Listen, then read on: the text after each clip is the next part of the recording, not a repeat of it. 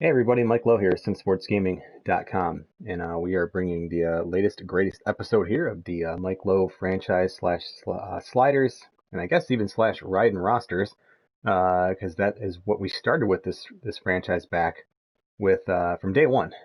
Really before the original opening day, I started getting this franchise going, and we are right up to date here with the current date in the MLB calendar. So yeah, really, really cool. I think it's a good time to see how it's all kind of shaping up and shaking down. What you can see on the screen here is the latest version of the sliders. That's 2.2. And first, thank you for the ratings. That's awesome to see 100%. And again, I appreciate people checking those out. Of course, I mean, there are a whole ton of uh, let's see, my vault. There are a whole ton of these different versions here, and again, just we have just hundreds and hundreds, if not thousands, of downloads of this slider set so far. Again, I try to keep. There's only a few of these I didn't upload, and I realized that people, I guess, wanted to see the older versions, so that's why I started kind of. I used to always go through and delete these older ones, but I've just kind of kept them up there. But version 2.2, I'm really, really happy with. I'm super glad to hear too that that looks like other people are as well. Um, I think the biggest change from like a 2.2 to a 2.1, it's probably easier if I just back out and show you. Let's load up the franchise here. And we'll talk about the Tigers and stuff too, because again, we left off this last episode with the Tigers kind of needing to start making some noise here. But so the changes for 2.2, first off, the one of the only optional, I hate to say only optional, you can change any of these you want, obviously, but as far as what's up on the Operation Sports thread, this is the slider I say, you can put it at 5, especially if you're either a really good player, or B, using a good team, or both. You probably want this at 5 because I'm not a great player, and because I am certainly not using a great team. I have this at 6, and it's giving me really good results. It's not arcadey at all. It's giving me the proper swinging miss percentages that I'm looking for. So human contact at 6 is good. That's not a change for 2.2. I just wanted to clarify that. So what has changed for 2.2? Nothing as far as human hitting has been concerned. That's been pretty darn solid. Um, what has changed is the computer contact. We went up to 2 from 1, which sounds super low, but again, in order to get them the proper mix of swing and miss percentages while they're still drawing a walk, while they're still being threatening on legend difficulty, this is, I found, a really, really nice change just with that one bump. I believe I also kicked down the CPU power to 4. That might have been done the previous one. I honestly forget. But I know with 2-4 here, this is giving us really, really good results, along with 6 for solid timing. Or I'm sorry, solid hits. Timing and foul frequency are always at 0. If I could go negative for foul frequency, I probably would in this game. What else here? There wasn't a whole lot else that's changed with 2.2 because again, it was really, really playing well.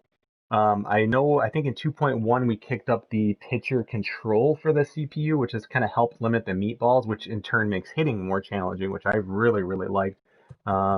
Let's see, I honestly think that's about it. I think right now one of the only other things I'm looking at is again errors. Even at 6, I'm just not seeing a ton. I'm ranked like in the top 10 as far as like fielding percentage and things like that. But again, fielding percentage doesn't tell you a whole lot.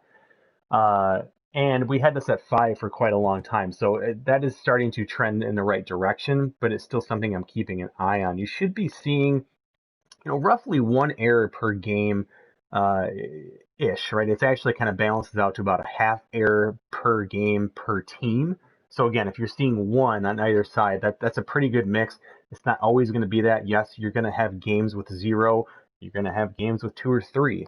That's how it goes. I think where the problem is you rarely see games where there's 3, 4, which of course is normal in real life, but there are probably more than most people realize. There are games with 2 and 3 errors happening on one particular team, or sometimes 3 to 4 errors in a particular game. It can certainly happen. You don't really see a ton of those. So, considering giving these a bump, and really you can make the argument for any of these. I think the infield definitely could come up, and I would say outfield.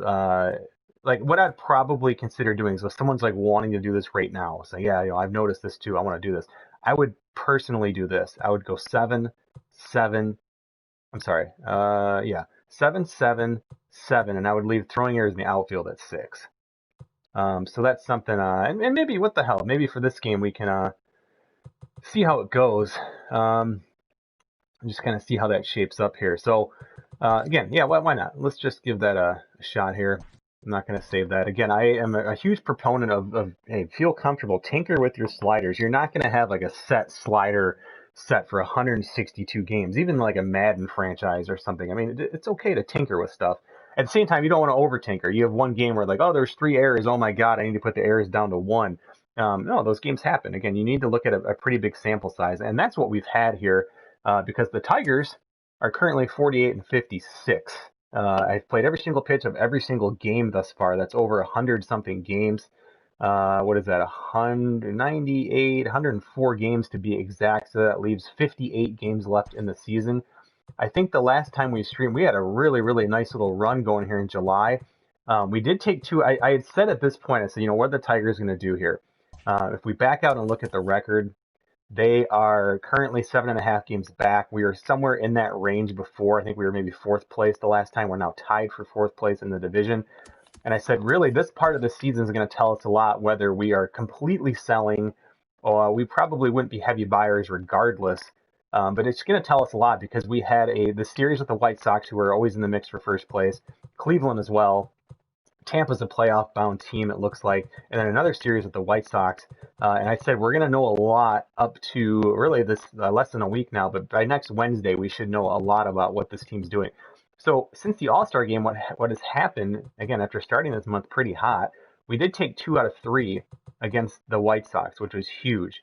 Lost this last game here. I'm trying to remember the details of this. We were down 1-0. We were up 2-1. It was 2-2, and then it was 5-2. We did tie it. I think this is the game I streamed. Yeah, because this is the game where Christian Stewart again hit a monster clutch 3-run home run in the 8th to tie it, but we ended up losing in the 10th.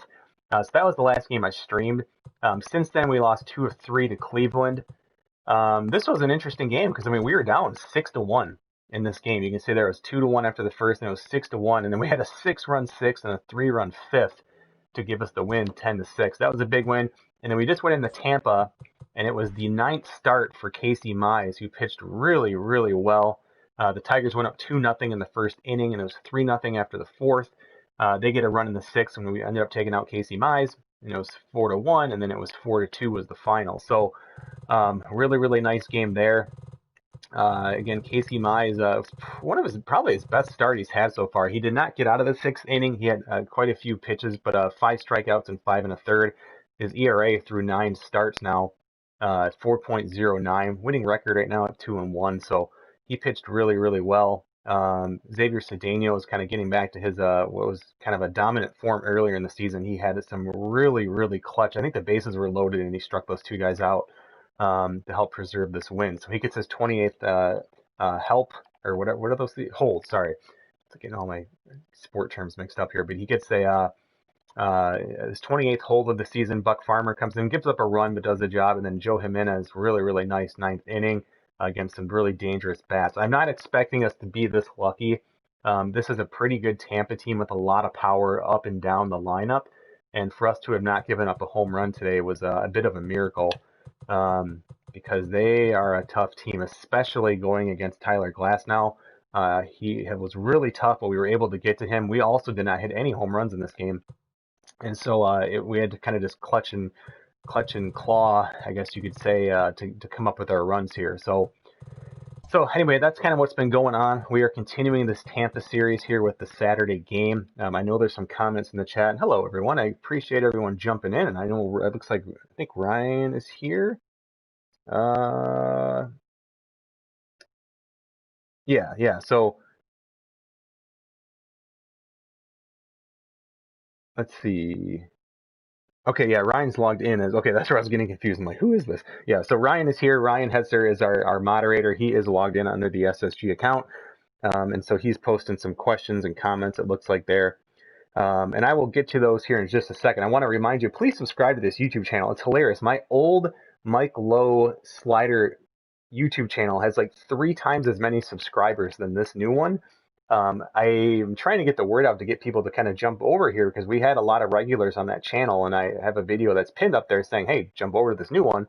I don't know if people are seeing that. So again, spread the word, if you could share the Twitter post and whatnot, that would be super appreciated. The whole idea with these streams, just like the rosters that Ryden's making and so on, it's just to help build up the community of these games better. As we know by now, with the Fixed Madden franchise hashtag and whatnot, I'm still grateful that we have these modes in these games, but they truthfully have been neglected over the years. And so I think by us coming together, we can start to do some of these different things. And luckily, a game like MLB The Show, their slider set's very, very sensitive, which is a good thing because it allows for us to create the realistic experience I think that we're all looking for, especially for geeks like me who are playing every single pitch of every single game. Because not every game, again, talking about Madden's very hard to get to play the proper way because the sliders just do a lot of really goofy things. NBA 2K, MLB The Show, they have a really, really sensitive slider set that lets you kind of do what you need. And yeah, we're lucky to have that. I hope that never, ever, ever changes because we're going to be in trouble, especially with a baseball game that's really, really sensitive when we talk about people wanting to get statistics right and whatnot. So that's what's been going on with the Tigers. One quick roster change, and then I'm going to get to Ryan's post here. So we had an injury, nothing too crazy, but we did have kind of the stream, one of the stream legends here. Harold Castro went down. It's just a little injury here. And so he's sitting out for a little bit now. And what we did to we brought up who was just kind of stashed away on our A team. We bring up the veteran Kenny Vargas. He is a guy that we're pretty much using as a pinch hitter. What works really nice is Christian Stewart obviously has been spelling our outfielders right now. And so when he comes in, he's not a very good matchup against a lefty pitcher. And a lot of times the AI will bring in a lefty to try and get him out. Kenny Vargas comes in and does a really nice job of giving us a pinch hit option. He's only had, I think, one at bat so far. It was a really nice 7-pitch. I think he just popped out. But it was a really, really nice at bat for him. And he's been sitting in our A ball because I don't want him clogging up a development spot of one of our younger players. But he's obviously a veteran for some weird reason. He has a 5-year contract at basically the league minimum. So he's a guy, again, he's just a nice guy to plug in. And he has come up kind of taking over the full-time third base duties, has been a struggling Jamer Candelario, but I love Jamer's defense at third base. He's starting to hit a little bit better, believe it or not. I mean, his on base is over 100 points higher than his average. So again, he's still drawing the walks, which is nice, 25 walks and just 187 at bats. And he's a guy with B potential at age 26. So again, as we talk about riding rosters and so on, I know they didn't edit all of these players. This is a guy fresh out of the game's box. But I think the idea here is it's important to look at existing players and see how those players that Ryden's team did create are following along, right? And you won't see that. This isn't going to be like a long series stream or anything like that typically. Like Ryan does some of that in his prospecting for gold series, and he does kind of more of that long term. Let's jump into a number of different seasons here. But again, there's progression happening in this game. This game progresses more through a season perhaps than any game. NHL does it, NBA 2K does it, Madden does it a little bit through the weird XP upgrades and whatnot. But MLB The Show has a very, very organic feel to their progression. You can see it there in the middle of the screen there with the +2, the -3s, and so on. And it's pretty cool. And the beauty is you see a guy like Miguel Cabrera with a bunch of negatives and everyone wants to trade him and he's 36, get him out of here. But he's producing. He's not. I mean, again, is he worth $31 million? Of course not. But 285, 351. And here's what's cool about this slider set, in my opinion, is when you start to look at kind of previous seasons, right? Guys, this is me playing every pitch of every game of Miguel Cabrera's 2020 season. If we look at his season last year as just a comparison, we are just about 20 points off in OPS.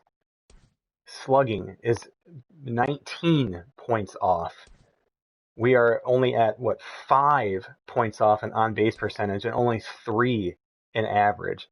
And this is for, again, declining, quote unquote, Miguel Cabrera. Of course he's declining. He's 36. I mean, the guy won a Triple Crown. He's been an MVP numerous times in the league. Of course he's declining.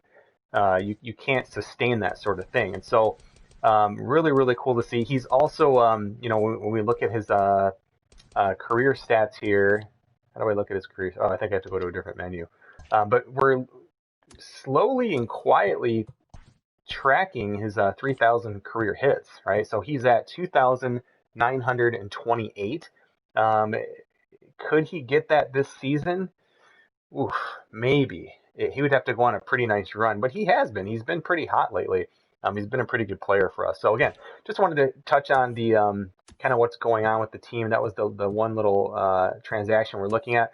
As far as trades that we're looking at, there are a few players I'm keeping my eye on that are on the trade block from other teams that I think could be good fits. This is a weird thing because I would love for the Tigers to push and maybe come up with a wild card spot or maybe push for the division. It's unlikely, but it's weird because like I don't think I want to really trade Jonathan Scope, even though he's the second best player. This is a guy I would like to resign. I think he could be on our team the next couple of years and still be very, very productive, especially at second base.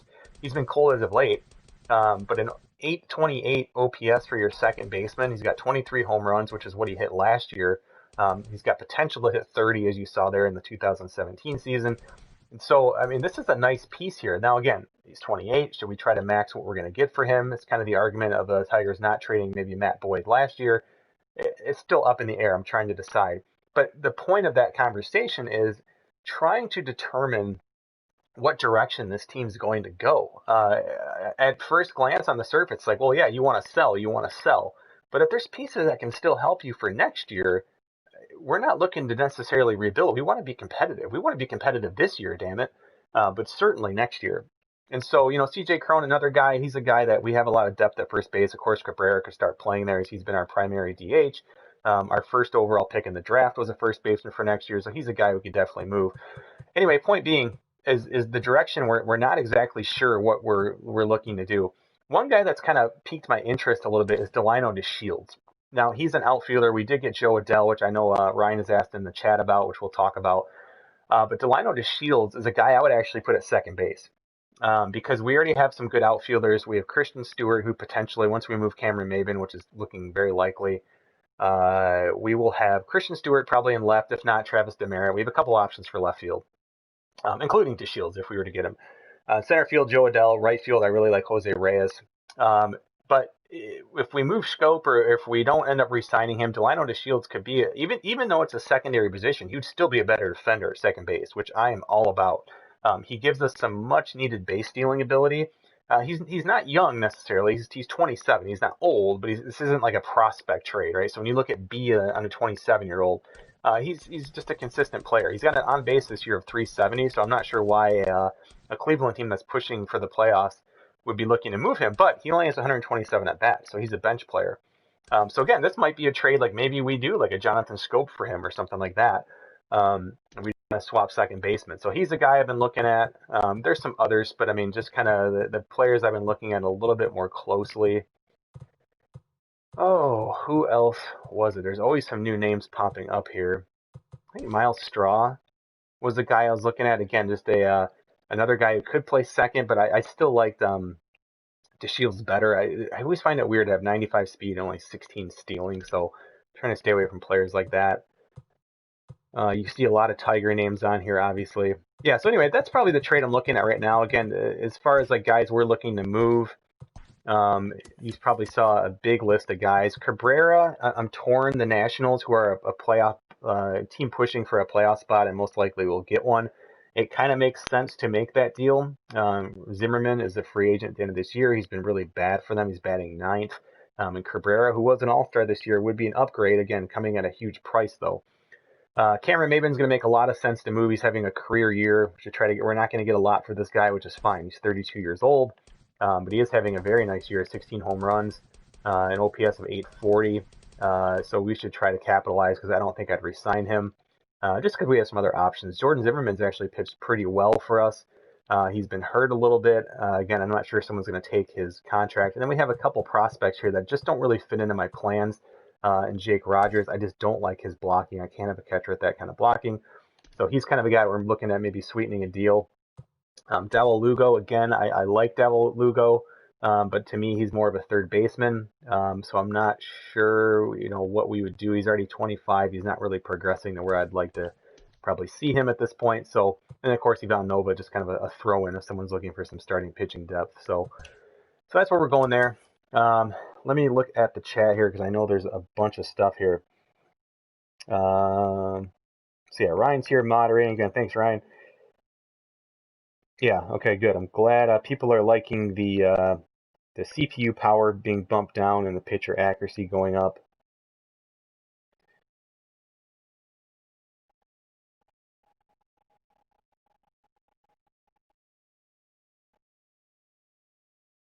Part of the game too with the errors is that they just don't score things properly. They score a lot of what would be errors as hits, which is inaccurate. I almost kind of wish they'd let you kind of go in and like adjust the scoring. Be kind of a cool feature. So far, I like Joe Adell a lot. I mean, he's got flashes of just really, really just brilliant stuff. I mean, when we won that game 10-6, we were down 6-1. He hit a 3-run homer that gave us the lead. Just a hanging curveball. He just completely mashed it. So yeah, of course, he's 20 years old. He's already producing. I mean, he's going to be a big, big piece for us. And hello, Daniel. Welcome.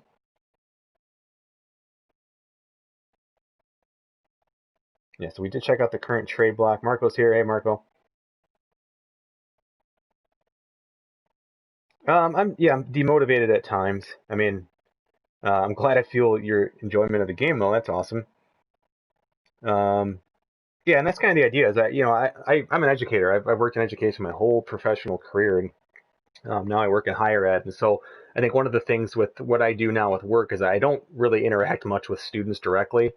Um, and I kind of miss those like teaching opportunities. I mean, I used to coach baseball at the high school I taught at. I taught high school for about 8 years, and really, really enjoyed it. But I, ended up moving on and doing some other things. And but I definitely missed coaching, and I loved coaching like even the younger players, like with freshman teams, sophomore teams, that kind of thing. Because I mean, you're still coaching, you're still teaching at that point, and um, I mean, of course, I mean, all through high school, you're still teaching, but really, those kids, you're really kind of teaching them the fundamentals of kind of breaking away from like the little league days of just playing catch with your dad, up to okay, now like this is a different thing, and I've always found that really, really cool. So in a weird way, like this kind of allows me that opportunity to, work around baseball a little bit again and teach baseball, even though it's through a game.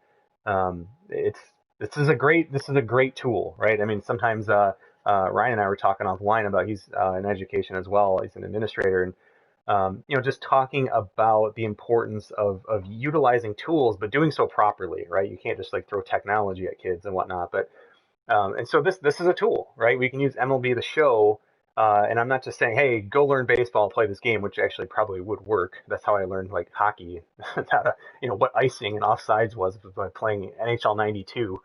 Um, but yeah, the idea is just being able to use this as a tool. And so yeah, I'm glad to hear that because I think Marco probably speaks for a handful of people, whether it's my channel or someone else, just learning by watching and whatnot.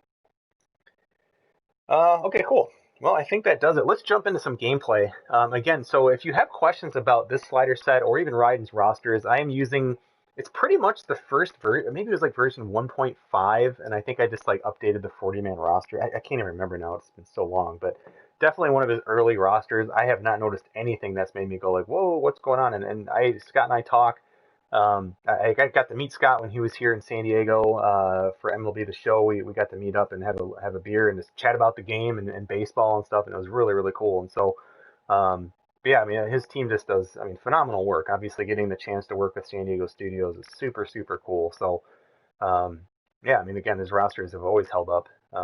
They've done a really, really cool job, and I think it's important because really, I wouldn't play this game, right? It would be super unmotivating if you realize, like, wait a minute, the progression's all broken, or like the trade system's broken, or I'm not getting realistic results. I wouldn't want to waste my time. I play out of the park baseball.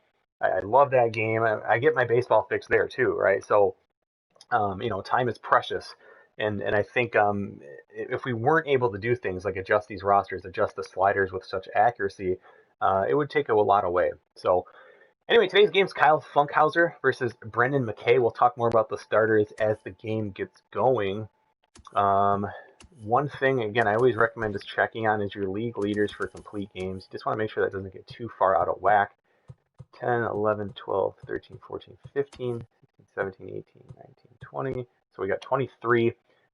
Last year in Major League Baseball, I believe there were 45 complete games, right? So we are more than halfway through the season. We're at like 23. So if anything, I'm a little bit behind that, so I'm not too worried.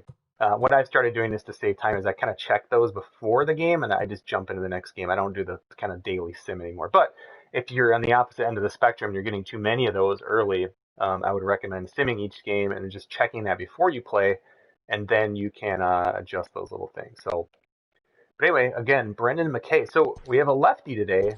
Could we see Kenny Vargas get some action here? And I honestly don't know. But Kyle Funkhouser going for the Tigers today. He is making just his 7th start. He was called up for the injured Jordan Zimmerman, who we've kind of just put in the long relief roles, an opportunity to get him kind of warmed back up. And again, Jordan Zimmerman's pitched pretty well for us, but we're going to go with the young guy here, Kyle Funkhouser. And it is a good day to give Cameron Maben off because for some weird reason he does not hit lefties all that well. And I will try to get Kenny Vargas in. We just got to move some positions around. I think we'll give Scope tomorrow off instead. I'm going to kind of force him to play through this today. Which means let me get Alcantara into one of these because he'll probably play 2 days in a row here.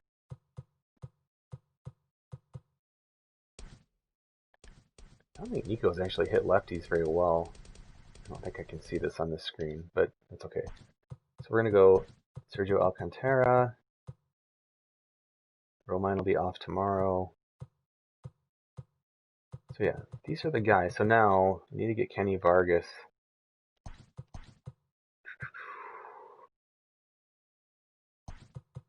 Oh, geez. I don't think we can do this.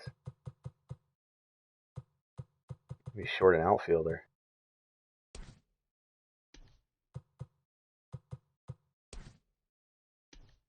Going to be short an outfielder today. How are we going to do this here?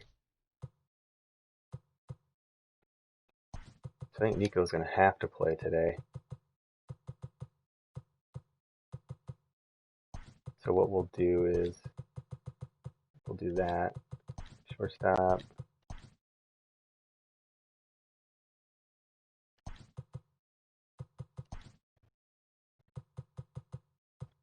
Oh, good grief, that won't work either. Let me back out and reset this. We have too many first and third basemen on the team.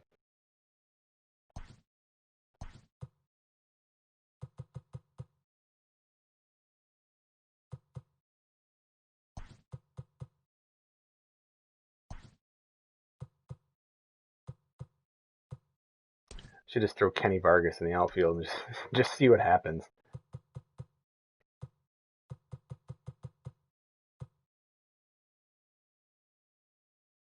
So yeah, Cameron Maben's just going to have to play today. That's okay.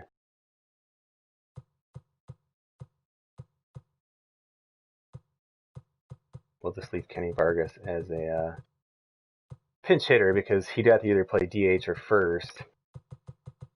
We could take out Candelario, but I want to leave that defense in there. So, all right, so let's just adjust the order here. Simple enough.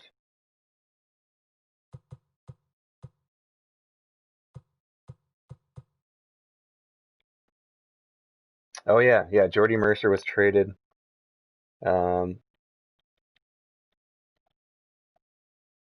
Yeah, Jordy Mercer was part of that deal, Marco. So it was actually a pretty good deal for them too. They got the best closer in the American League, if not all of baseball, and Aroldis Vizcaíno, who was 25 or 25 on saves. He made the All-Star game as an Angel. And they also got Jordy Mercer, who's kind of just a bench player for them, but he's having a career year. But really, the big piece that made sense for them was, yes, they lose Joe Adell, but they get a 1 year younger Riley Green, who is the Tigers' top hitting prospect. I think he was 4th pick in the draft last year, the previous year. So they took a kind of a slight downgrade in their center field prospect. But really, if you think about it, Joe Adell is already major league ready. They have Mike Trout, obviously. So to me, it made sense for them to get Riley Green because it just kind of creates more of a separation between Mike Trout and Riley Green when he'll be ready. So, yeah, it just made a lot of sense for that trade. And Brennan Mckay is 10-4. He's only started 2 games. That's weird. So he's a reliever starting.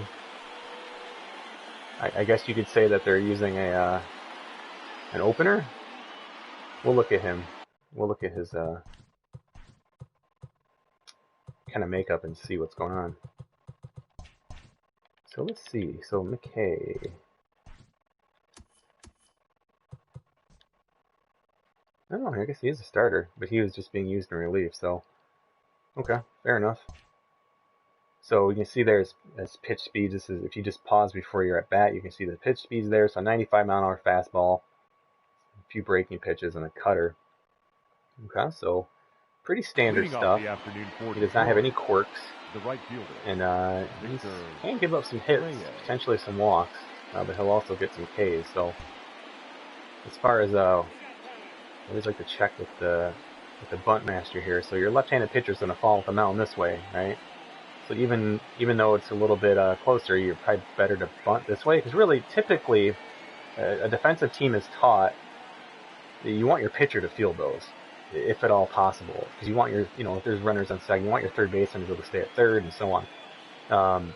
You either typically want your first baseman or your pitcher to get it, because your second baseman can easily come over and cover first, which I think this game does properly. Actually, I don't even know. I actually don't think I've ever seen a second baseman cover first, but just kind of a simple wheel play, they call it. Everybody kind of just wheels that direction, right? Runners on base, you wheel the opposite direction to try and protect third. So anyway, but I'm not really seeing that I want to bunt here just yet. But the pitcher is not a great fielder, so we'll see. Keep it in mind.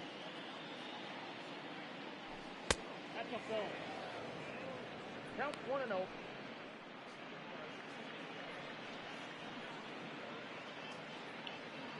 First pitch, 110.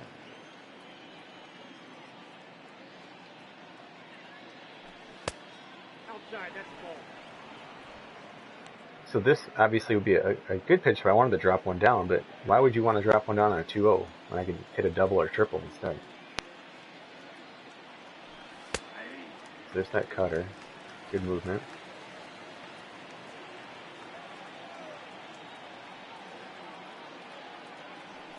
That's ball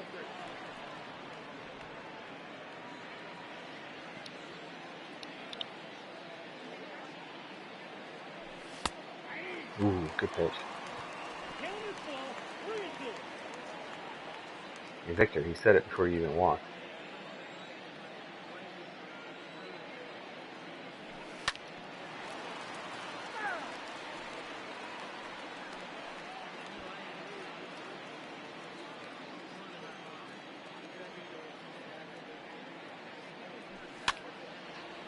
Just fouled that one off. Don't want to say these games are must-wins, obviously, but they kind of are. The Tigers start to figure out if they have any chance whatsoever. Ooh, good pitch. I thought that might have been the cutter that was going to break off the plate, but... Batting second, the left fielder, number 4. Cameron may have been cooling off a little bit in July after a really hot June.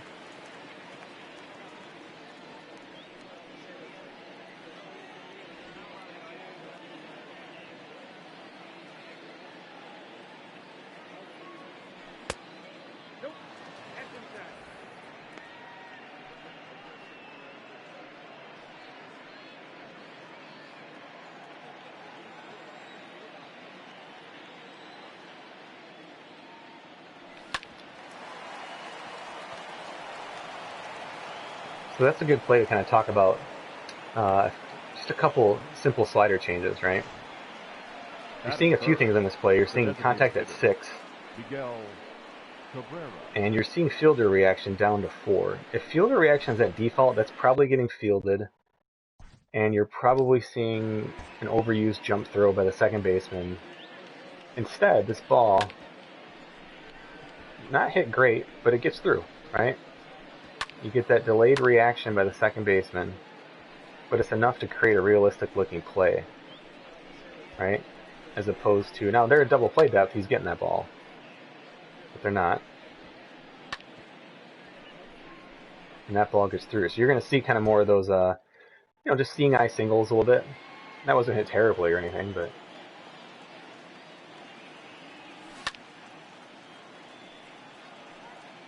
couldn't stay back as usual.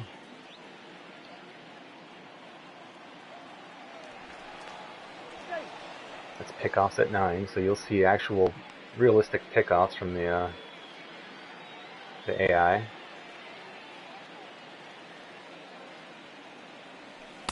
Which does matter because it does wear a pitcher down a little bit. It gets them a little bit more tired. You keep throwing over and over.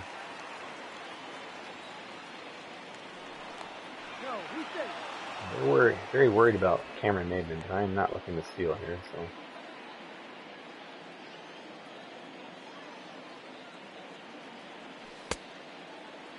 What do you got? That's 3 changeups in a row.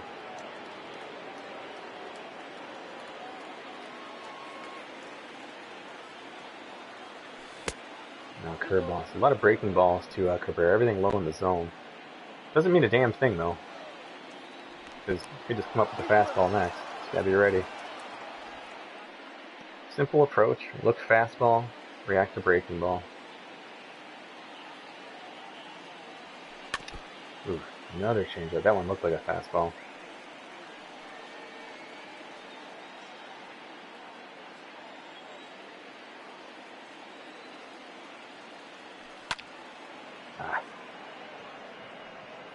Got jammed a little bit there.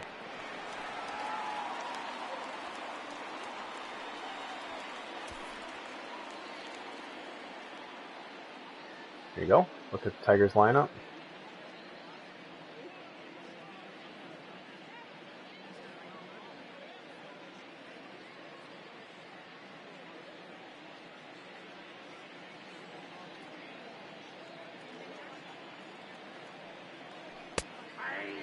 Good pitch. Jonathan Scope's cooled off a lot lately. Really making a push to get him to be an all-star. He did not make the team. And it's been really cold since then.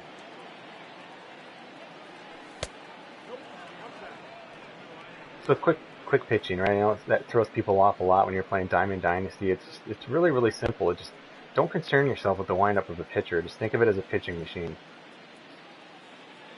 I don't care what he's doing. I don't care if he's slow. It's just you take the same approach no matter what. Just watching the ball, looking for whatever it is you're looking for. I don't care what kind of delivery he's using.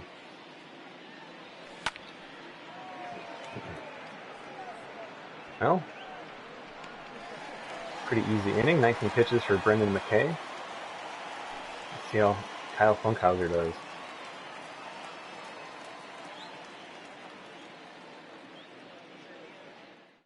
Yeah, Marco, it would be pretty cool to have a late playoff run, but I mean, 7.5 games. That's kind of the range, though, because they usually say a team can hope. By the way, you're looking at Kyle Funkhouser there, 2-0 in 6 starts, 3.81 ERA, 28 innings, 27 strikeouts, just 10 walks. So it's pitched pretty well. But they say a team typically can hope to pick up about a game per week.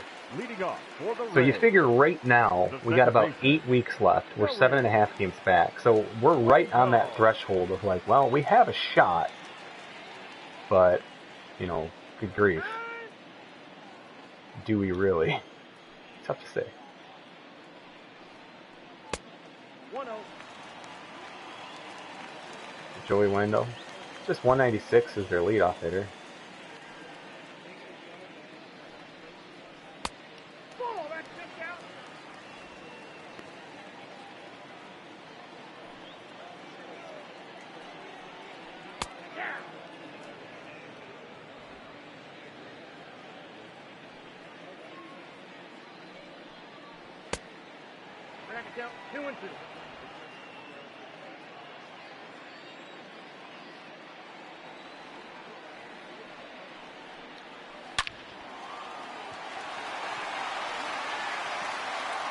Well, there you go.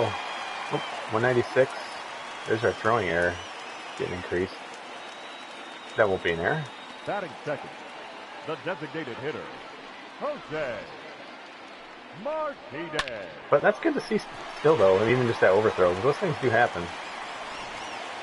Especially if you're going to a game live.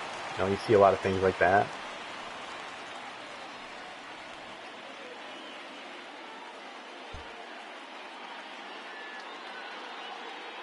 The AI likes to run early in counts. They will not run late. And I mean, they will not ever run late in counts.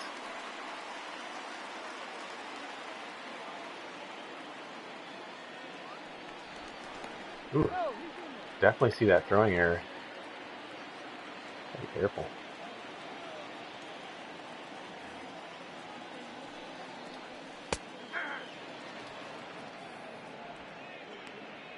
Go from first to second, he's saying. He probably knows that, coach.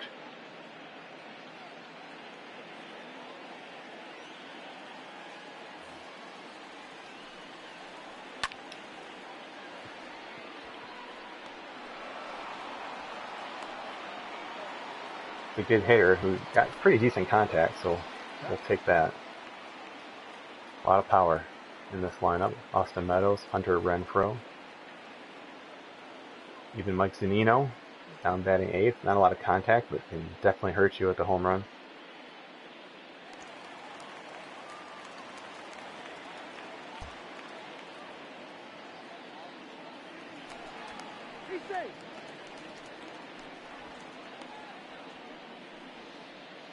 Watch for the AI to hit and run in this at bat here. No, he's in there.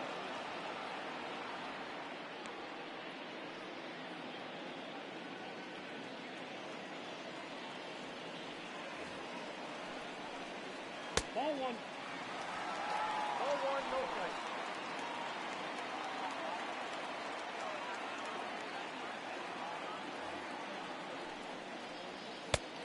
No one else.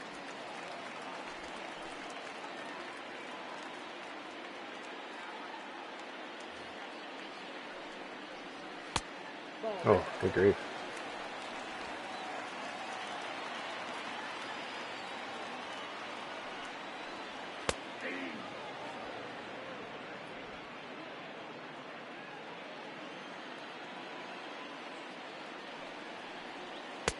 So again, the AI, no threat to run here late. It's unfortunate. Something I hope they do fix in the game. They absolutely will not run here, so I'm not concerned one bit. I'm having to throw over or anything like that. That's a really, really good at bat for Kyle Funkhouser. That's a really, really big out. The left fielder. Even in the first inning, Hunter there's still big outs to be had. Renfroe. So you can see the contact being increased to 2, right? That creates still a very, very realistic at bat. Anything could have happened there.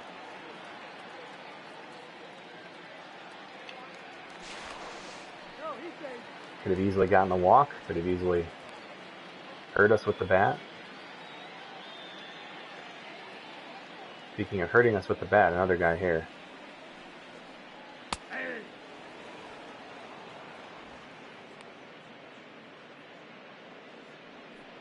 Yeah, I did hear the crowd noise yesterday. I thought it was nice. It actually sounded like it might be from the upcoming version of the show, because there was some sounds I had never recognized before. But I think it's good. I'm glad they didn't overdo it. I didn't hear any, like, I mean, I heard stadium sounds, like when Cincinnati was hitting home runs. They would play the little, you know, the music or whatever they want to play, the sound effects. And then the noise, they obviously have the dugouts mic'd a lot more, so you're getting, like, the reactions of things. I thought it was actually pretty well done. I didn't feel, I mean, the only awkward part is just, you know, seeing behind home plate, there's just nobody there. That's weird.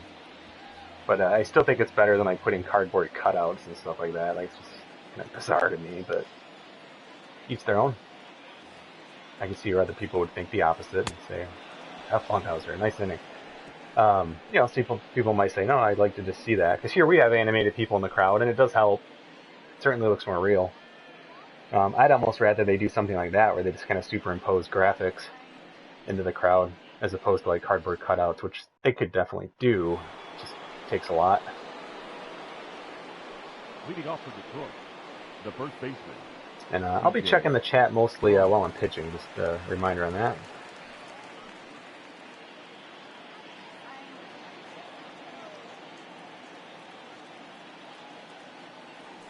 Oh, good grief. How did I miss that?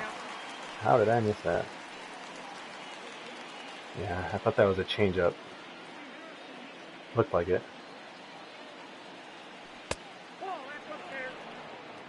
That cutter, the way it comes in, it's got the speed of a kind of like a fast changeup.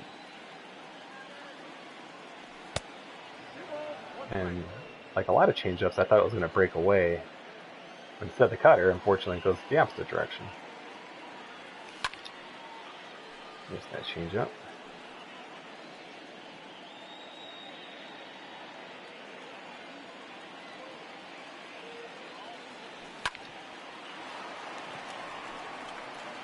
Pretty close pitch there. Probably a ball, but Batting fifth, the center fielder, Joe. see the defense there for the Rays. 6th in the American League.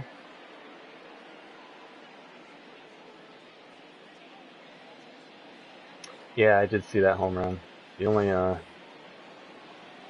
run the Tigers scored. I'm gonna watch the game at the beach today. I'm pretty pumped. Wife wants to go to the beach, and I was like, okay, let me do my stream. I'm like, oh wait, I want the Tigers though. I'm like, wait a second. These things can both happen.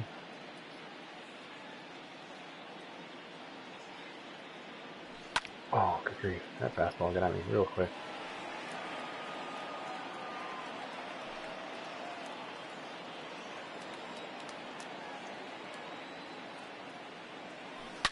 That's in the gap. Could be... Joe Adell's speed up to an 80 now. It was 76. That's going to be a double. So he is definitely progressing. 10th double of the year. The third base. And take what they can give you. They're going to pitch you out there. It's fine. Hit that gap. Hit it to where they pitch it. In most circumstances. Certainly with nobody on base. So Candelario taking over full-time third base here with Harold Castro hurt.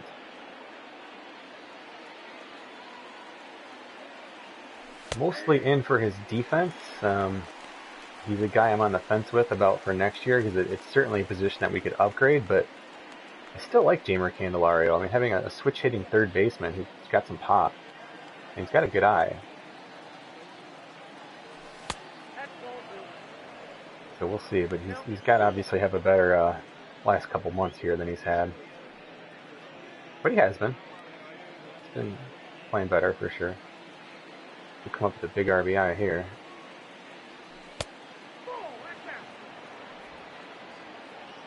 Catcher on deck, also another position that could use an upgrade. Yeah, good pitch.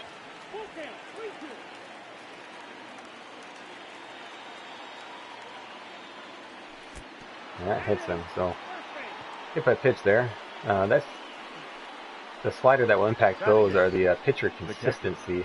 Austin Roma. On default, you're not going to see enough hit by pitch. You'll be the last place team typically. It's better this year. Previous games, it was very noticeable. It's one of the reasons why we have it low for the user as well. Austin Romine, Road Warrior. Also, first pitch hitter quirk, so if we can get something here, but I can't take a bad swing if guys on base.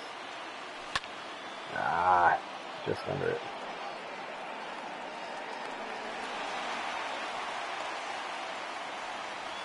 Now let's see if Sergio Alcantara can do something here with 2 out. The shortstop, number 40. Subbing in for Nico Goodrum today.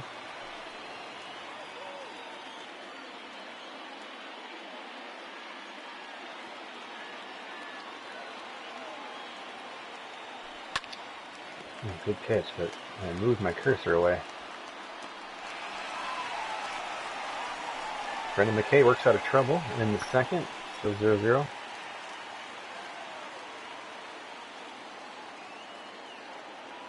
Couple big games coming out next month. Madden, the new golf club, the 2K, whatever it's called, PGA Tour. That's a really fun game. SSG's got a nice society going. We're going to look to expand that here. And actually going to be following the real-life PGA Tour with that society when the new game comes out. So check out our Discord channel for that. That should be a lot of fun.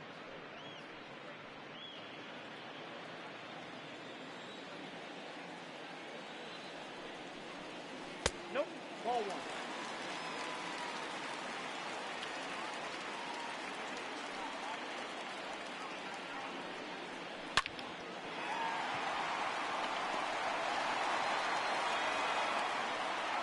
I'm not a scrub, so I don't throw people out from right field.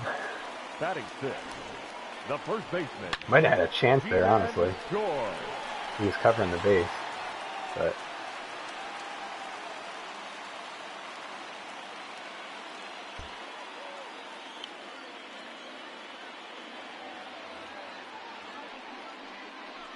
ooh, yep, not a good pitch there. Can you imagine a catcher just doing that after he picks up the ball with the guy on base? He just kind of just slowly just walks towards the stands and doesn't even turn around.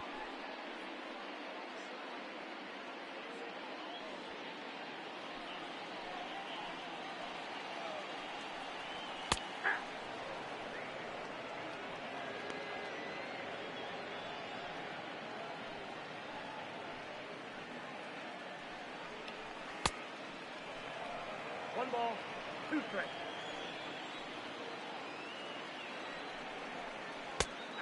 Great pitch. Third strikeout for Funkhouser so far. Batting seventh, the shortstop, Willie. Backdoor curveball there.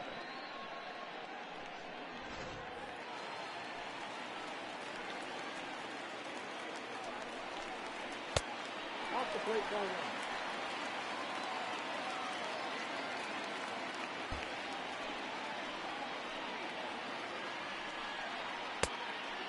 One ball, one strike.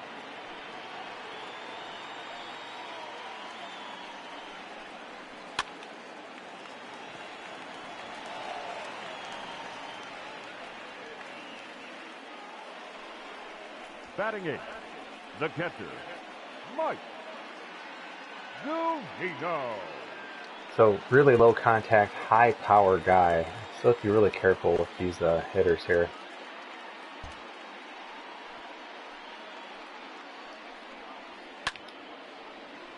Yeah, that's not being careful. That's a missed spot for sure.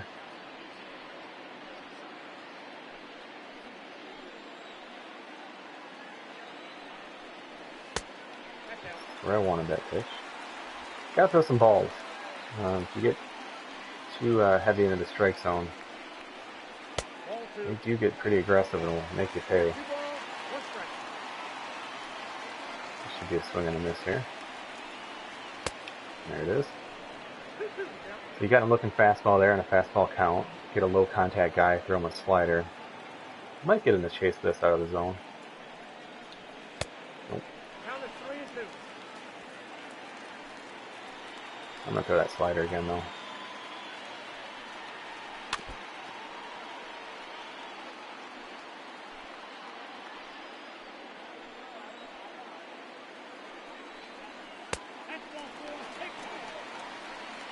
Alright.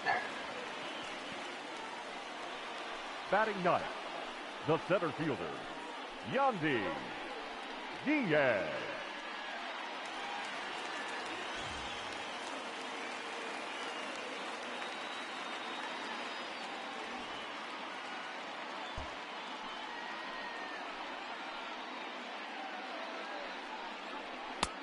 Counts 1-0.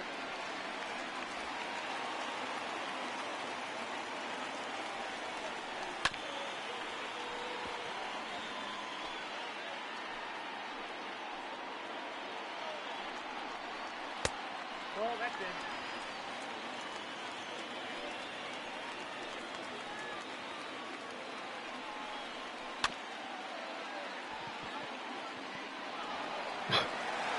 Those animations are ridiculous.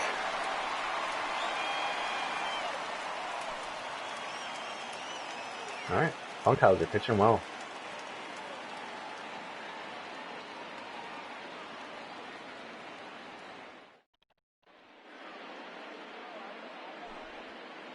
Heidi Watney. Take a look at our, I guess, yeah, these are the Rays pitching stats.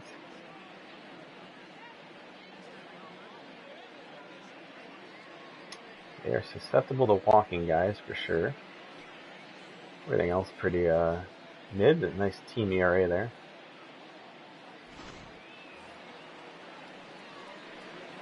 The top of the order again for the Tigers. This could be a good time to look the bunt here.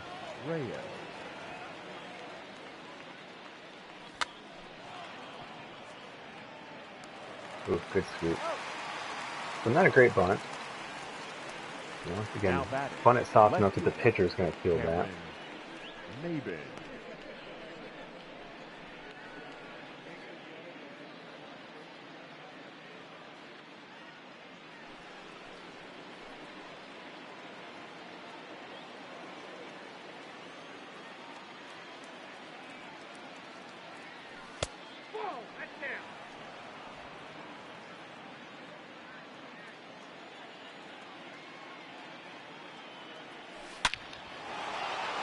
Hanging curveball there.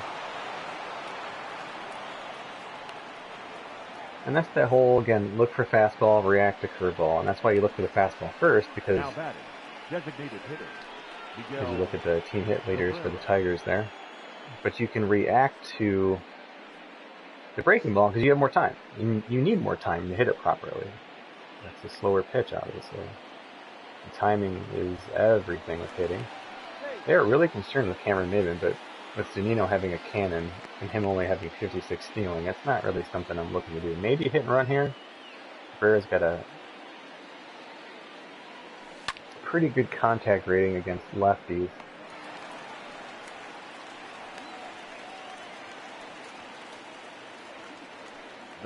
But we have some good hitters against lefties, and so I don't want to really risk it. I'd rather try to look for a 2-run home run or something. Guy hits the gap. I mean, he's going to score at 74 speed. So,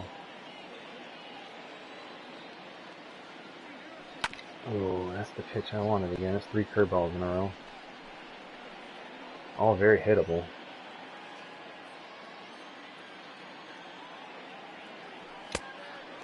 No ball, 2 strikes.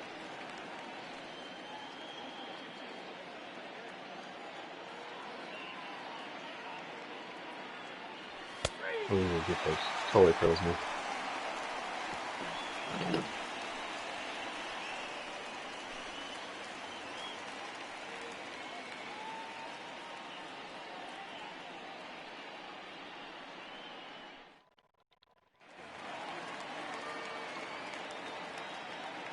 And leading off for the Rays, the second baseman, Joey Wendell.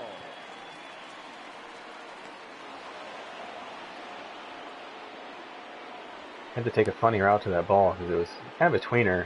You don't want it to get behind you, so the designated hitter, Jose. The first move on this play is to ensure you're getting behind the ball, and then see there you can make the cut in, give a shot to catch it. But if you go straight for the ball and it's getting there quicker than you think, that ball's on the gap for a double.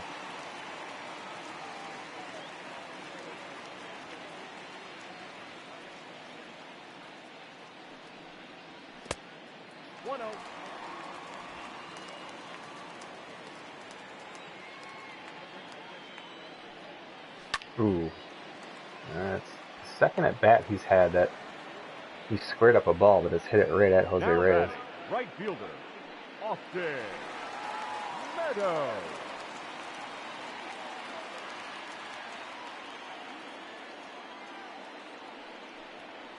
Yeah, sooner or later these power bats are going to start hitting home runs. They haven't hit any in this series. I don't believe in jinxing, so if they do, it's just because they're due. But it is surprising.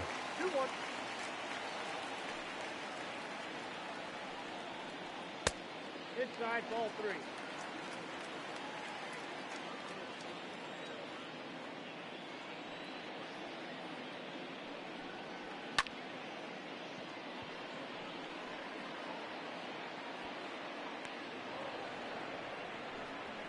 Quick 3 innings so far today.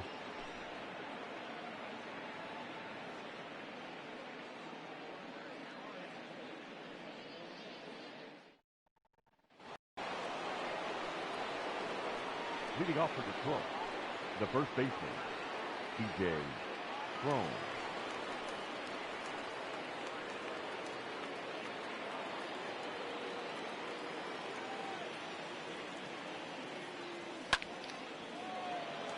Against the shift, it gets down. He'll take it.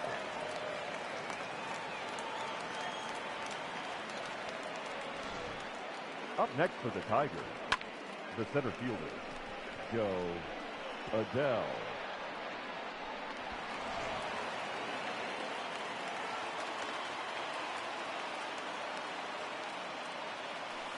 God.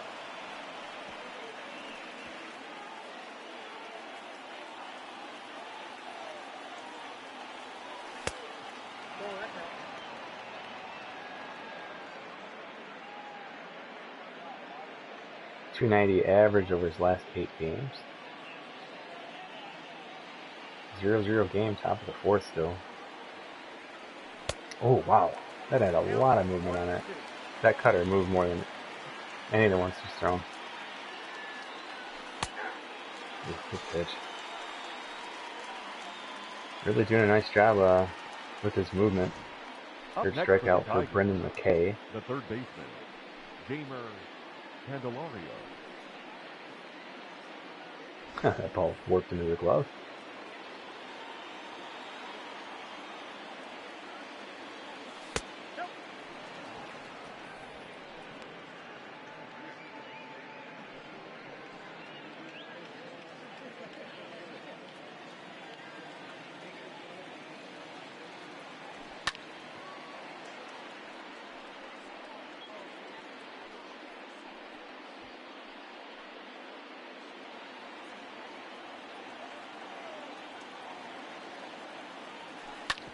Double play.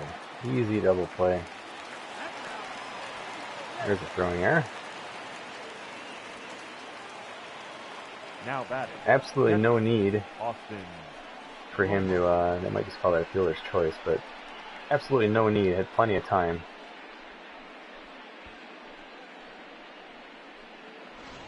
But we get a little bit more dirty baseball. And again, they did not score that an error, just a fielder's choice, which is fine. Borderline.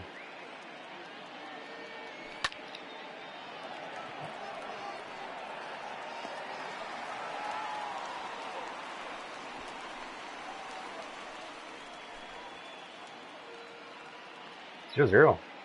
Right on the 4th.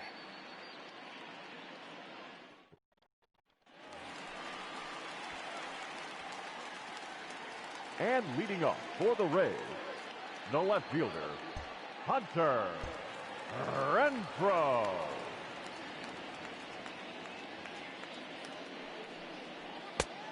Ball in.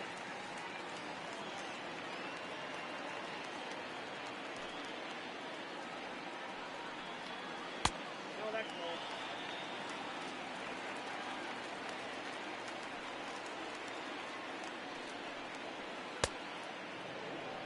2 balls, 1 strike, and down.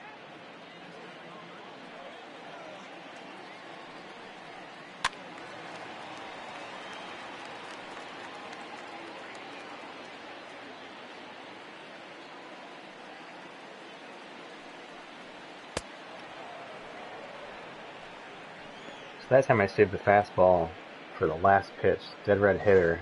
Don't be afraid to throw those pitches to him though. Because again, he was picking up. He still swung super early, but he had seen all breaking balls at that point. So it's just one way you can negate some of those quirks by getting them away from thinking about them, so to speak. Ball inside.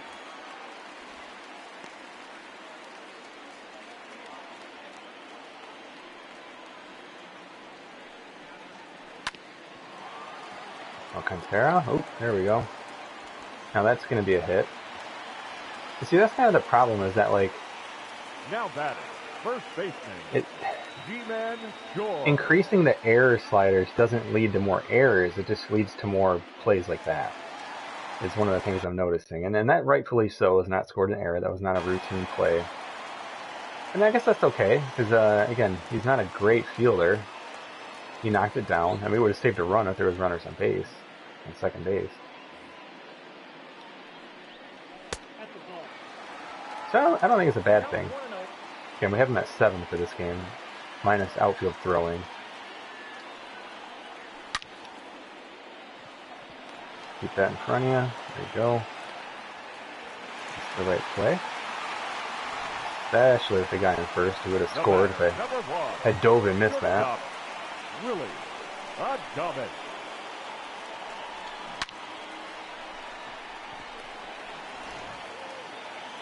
I don't think we're going to make the playoffs. So a little bit of trouble for Kyle Funkhouser.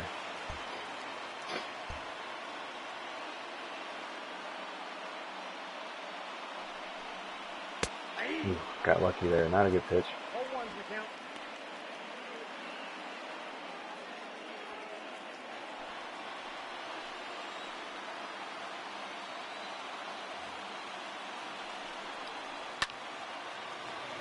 Oh, get to that ball. Why won't you throw the ball? Good grief. Had to play it second. The batter, the catcher, Mike Lowe. That was a weird play.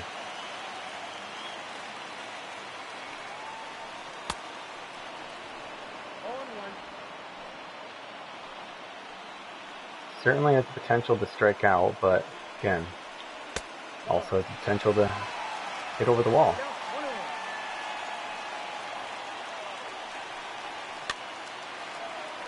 It's a big strike. We chased that slider earlier. We're going to go pretty heavy slider here. There we go. I was going to say I was probably going to throw him sliders for the rest of the at-bat. It's a big strikeout for Kyle Funkhouser. Yandy Diaz.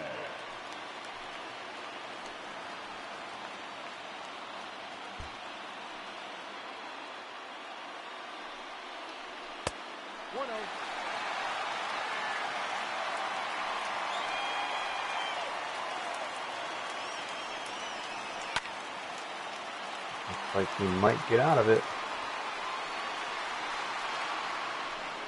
Errors at 7 now, you never know.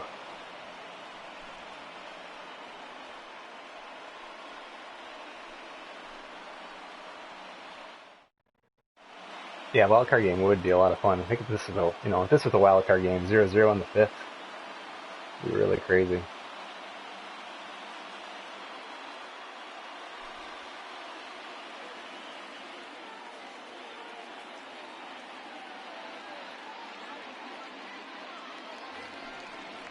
Heidi Watney's just reminding you to join the Sin Sports Gaming Discord. And we're chatting about games, franchises, whatever. All kinds of different chatter going on.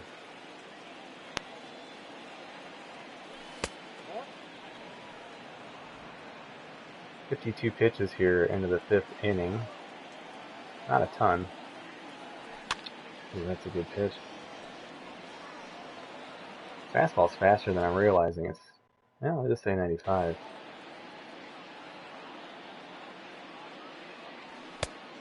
I got 2-1 to count.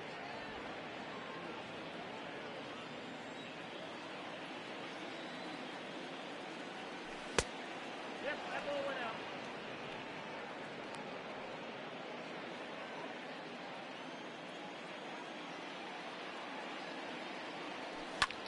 Ooh, good pitch to hit. How did I foul that off?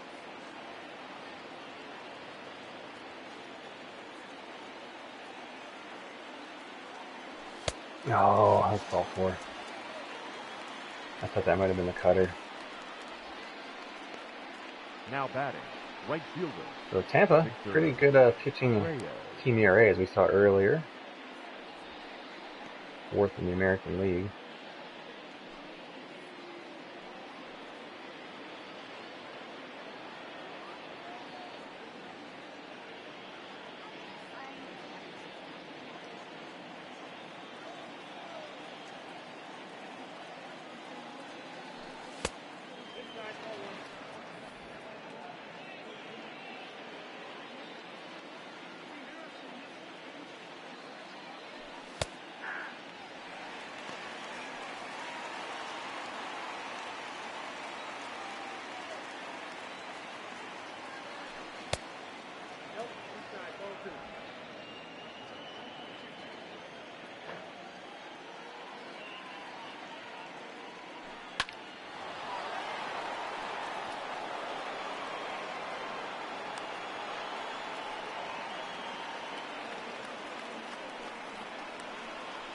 the left fielder, number 4, Cameron Maybin. Hypothetically, if we had a wild card spot, wild card game, and I could set my starter, who would I go with? I'd probably actually go with David Price, but probably only have him pitch like 3 or 4 innings. It'd be something like that. He's been our best starter. Funkhouser's pitched really well. So has Casey Mize. We've had okay starting pitching. Michael Fulmer's the guy who's been bad, and so has Matthew Boyd before we ended up trading him. I'd be pretty much comfortable with that, because the thing with the wild card is like you need to also be set up for the next series, and I get like, oh, you don't save your pitcher for the next day, but there's truth to that for sure, but I don't know. I don't know who I'd pitch, but probably David Price if I could set it. But it would be really, really short leashes. We'd probably see guys like Spencer Turnbull. We'd be using a lot of guys in that game if need be. So we got man on first. Cameron Maybin up.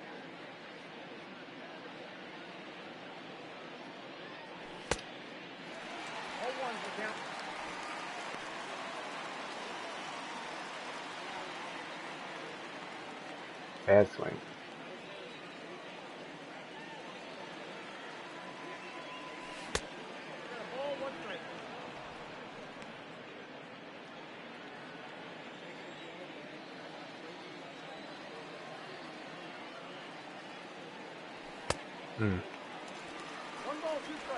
I'm just way off on that fastball with his today.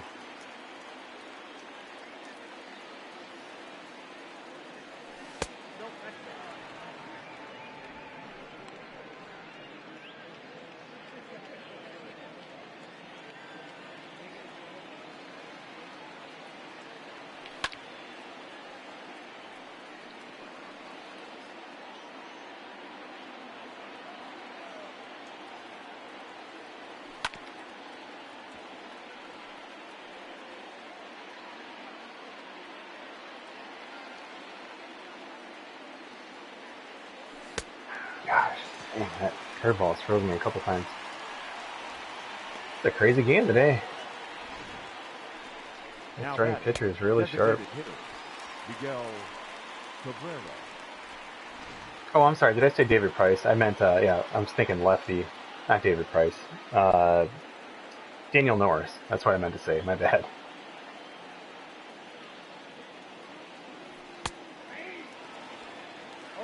I was just thinking lefty for the Tigers.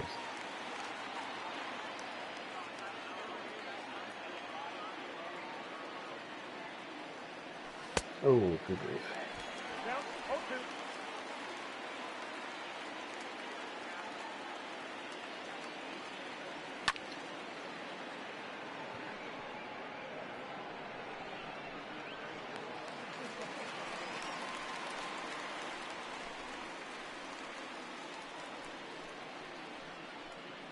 Yeah, insert Daniel Norris for all those David Price comments. Yeah, Daniel Norris has been our best starter so far. He just doesn't have a ton of... He's only got 66 stamina, so that's part of the problem.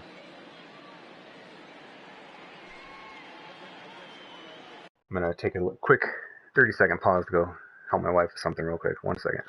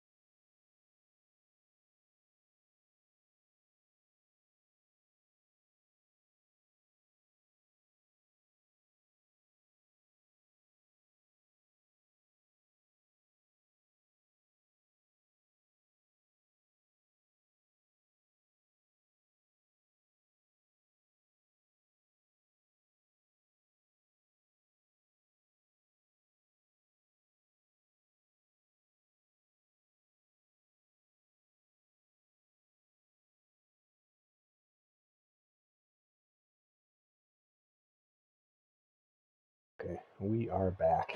So bottom of the 5th inning, still 0-0.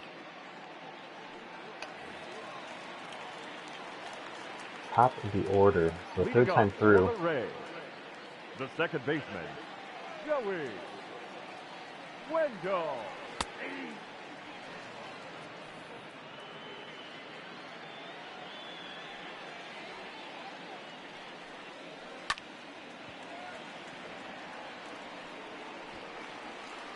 He's going to take a dive for that, but I was hoping maybe he'd be able to keep it in front of him. Joey Wendell. 2 hits today. Now batting, the designated hitter, Jose Martinez. Yeah, I don't think a dive would have gotten that. It would have just slowed me down and possibly given him a triple, which is just about a guaranteed run.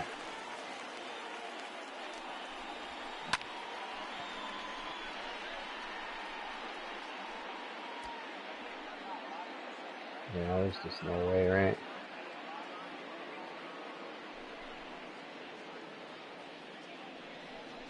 Yeah, there's no way he's getting that. It's hit too hard.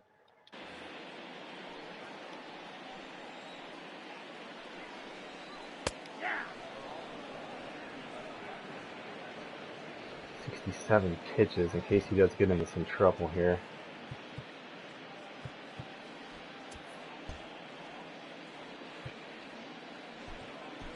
Actually, we'd probably get the setup guys involved here if he's in trouble.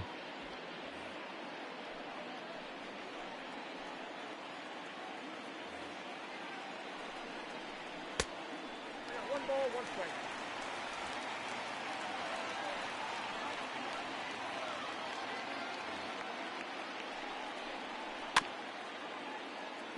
Easy play, just check the runner, maybe first.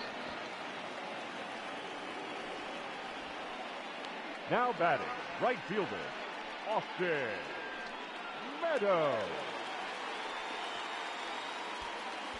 Could be a walk situation. But I mean, Hunter Renfroe on deck, but I mean, it is a much, much, much better matchup.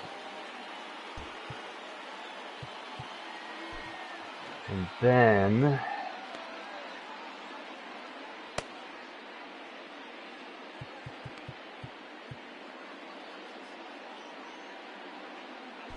I'm going to sit Buck Farmer down now, get Lucas Sims up instead. Lucas Sims pitched in there, he was up in the bullpen I saw yesterday in the Tigers-Reds game. It was kind of cool. I was like, hey, that guy's on my MLB The Show team. So we are going to walk. Try to get the strikeout here. No double play, but 3-run home run, always a threat, for sure. Now batting, left fielder, Hunter Renfroe.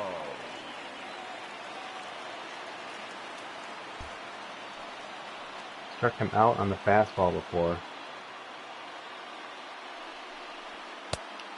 Just where I wanted that. Show him the fastball.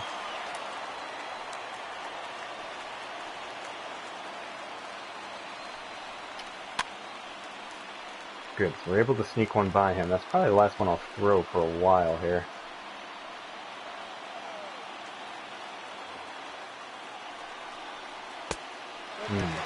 Damn, I wanted to chase that.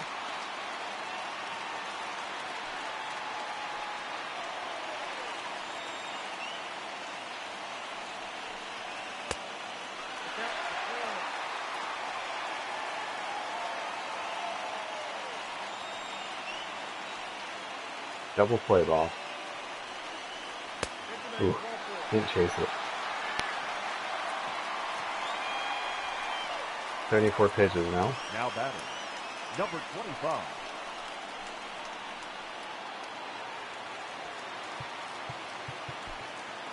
Confidence is pretty good.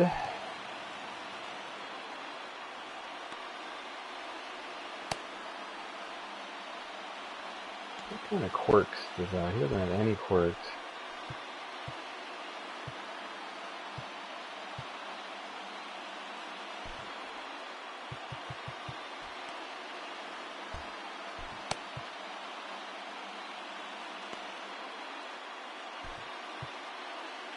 Yeah, it just makes a lot of sense to bring him in here. Your attention, please. So bringing the setup guy in Now the 5th inning, a little Detroit. unconventional, but Number 65. Xavier something I wish Cedano. they'd give us sliders for things like this. Like Out of the Park Baseball does this for like team strategies, team tendencies, and really each team should be a little bit different because there are definitely teams who would utilize a setup guy even in the 5th inning in a situation like this. So gotta watch out for the squeeze here, right?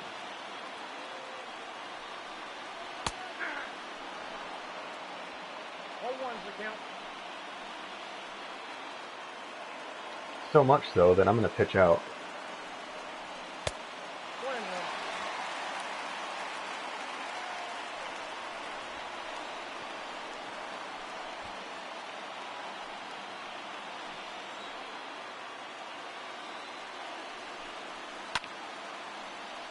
Big strike. Has not thrown the curveball yet.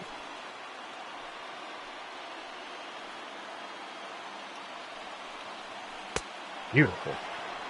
Xavier Cedano. This is like last night's game. Came in, bases loaded, getting some key outs here. Let's see if he can get one more. G-Man Joy.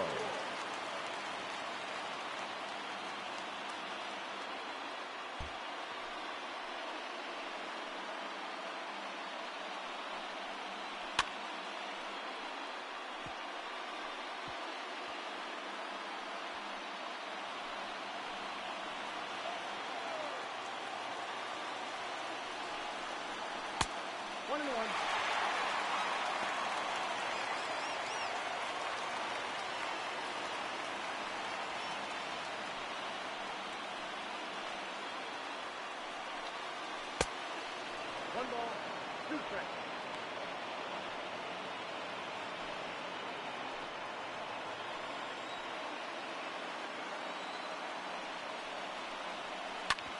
Ooh. Lucky, not where I wanted that pitch at all. But we get out of it.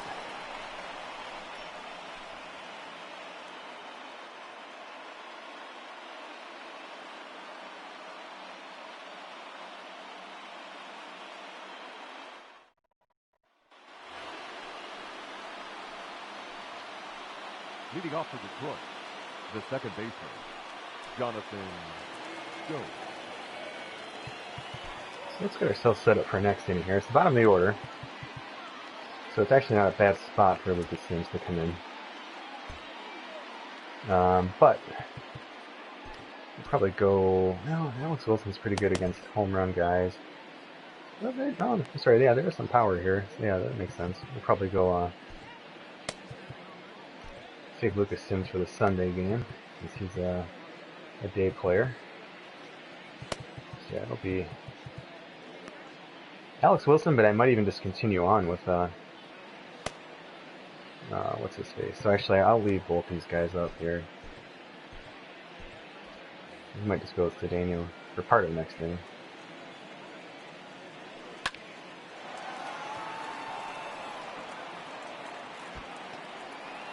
So he's a good breaking ball hitter, and that allows for that to be a hit. That's probably not going to be a hit for another guy.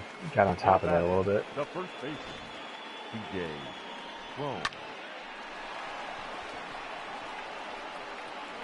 I wonder if they'll still have the shift on here, because this would be a really good opportunity to try and hit something in the right field with CJ Crone. Let's see, now they're playing him straight up.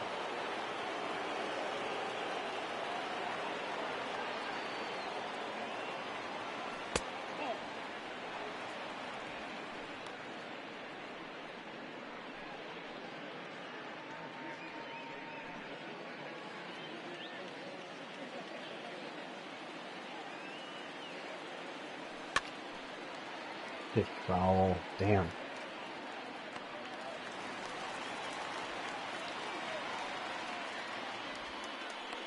Now batting, the center fielder, Joe Adele.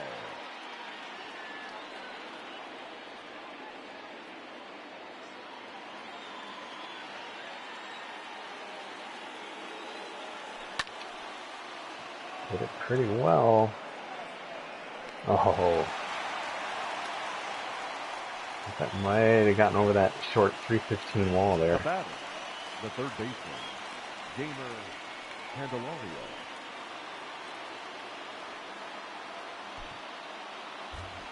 Well, 41 clutch. Do we consider bringing in Kenny Vargas here? If we do, who plays third? Nico's kind of tired, but he could come in.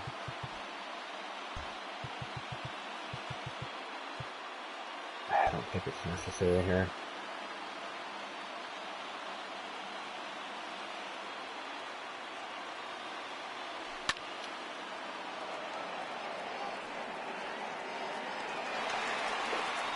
Boy. 0-0.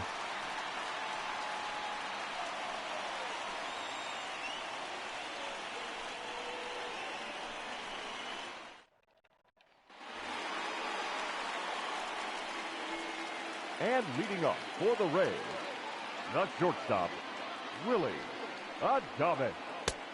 Ball one, no strike.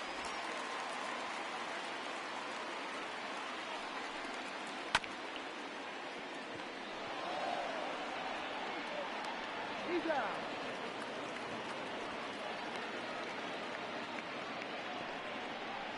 Up next for Tampa Bay, the catcher, Mike Lowe.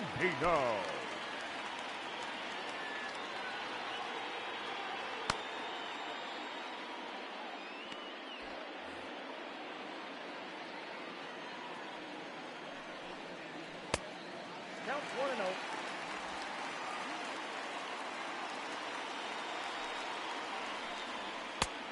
And slide, ball two.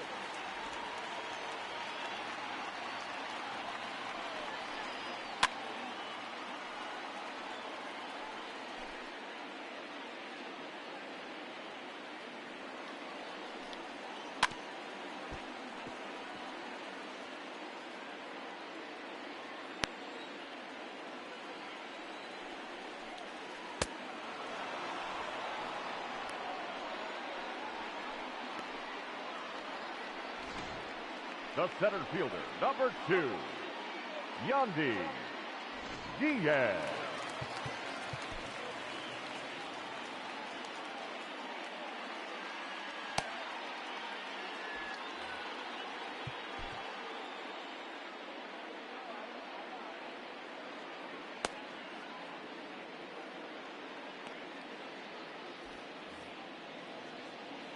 Gosh, I'm just trying to think for the next inning too here. Definitely want a righty to face Martinez when we get to that.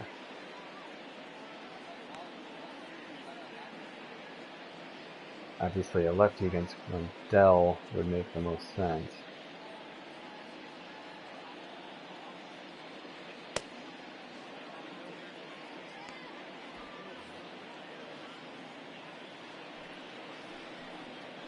Ball, that's good.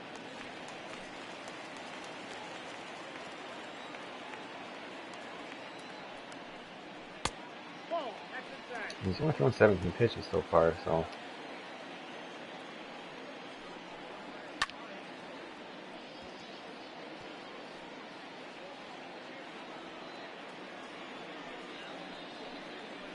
Aye.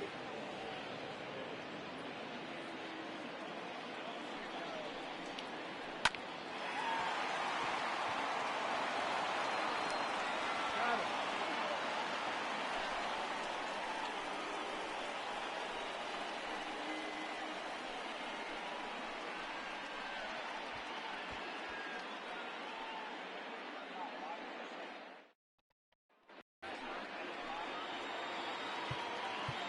Leading off for the Tigers, the catcher, Austin Roma.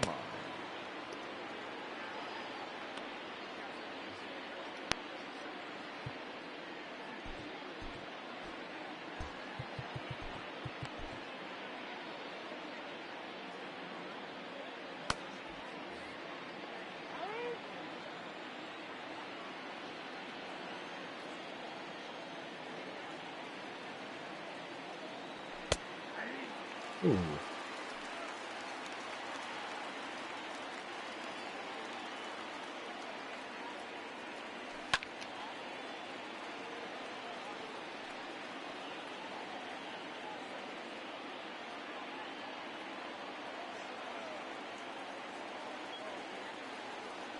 Oh gosh, that's one.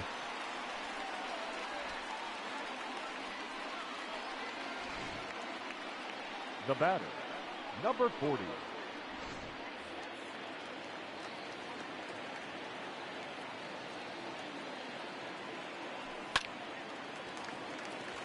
Another big swing.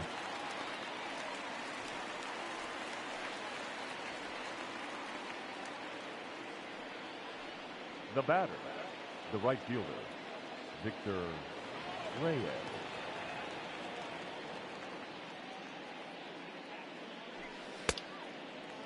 And another bad swing.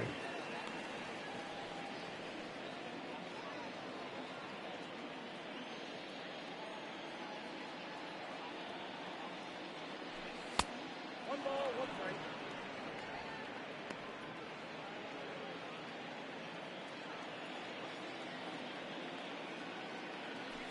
That's ball two. Two balls, Those banners in the outfield, it'd be really cool if, like, in your carryover franchise, if they would, like, add to them based on your franchise. But I would imagine how they are now, it's based on the, the stadium render itself. This would be a cool feature for a franchise where you could maybe create the banner or something, or decide where it goes.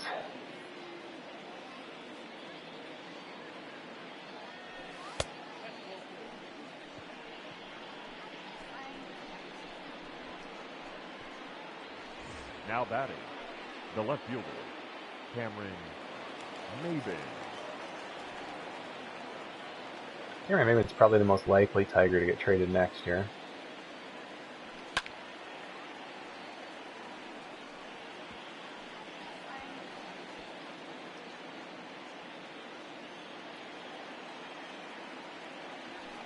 Ball. The count, 1-1.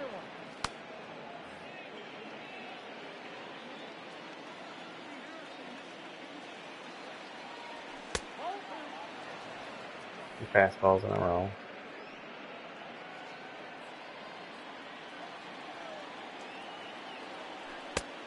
Down to 3-1.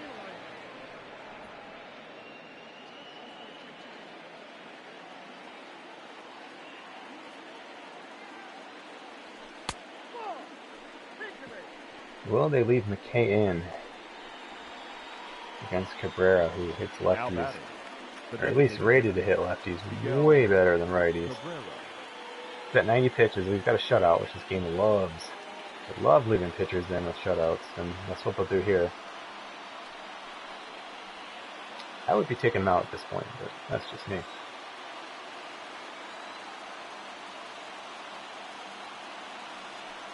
That's a ball.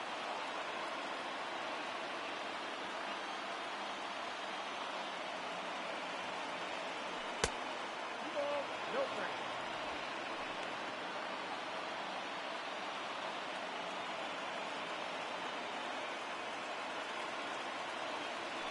Oh, damn, couldn't say that.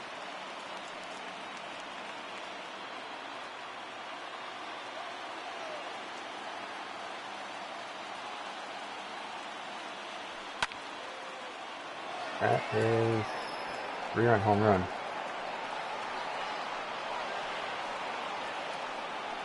One of the reasons why I'm really afraid to trade Miguel Cabrera is just the clutch rating. I mean, he just mashes lefties. That's potentially game-winning home run right there. This is 10th of the year. He came up big, though.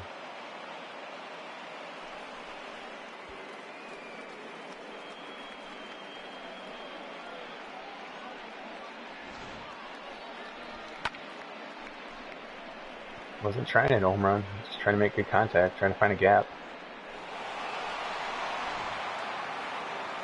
And they left him in one batter too long.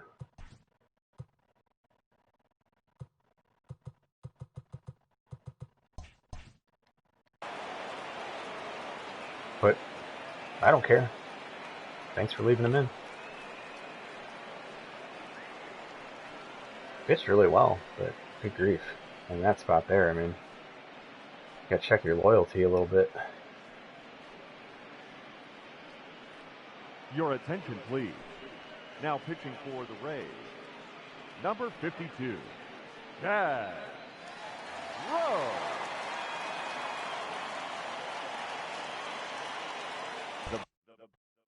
Does not throw very hard. Batter number 8, second baseman, Jonathan Go. 0-1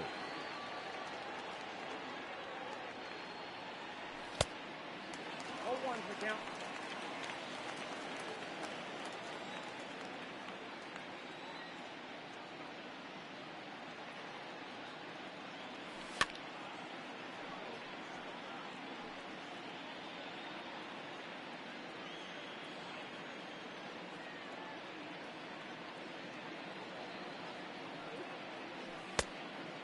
Count 1 and 2.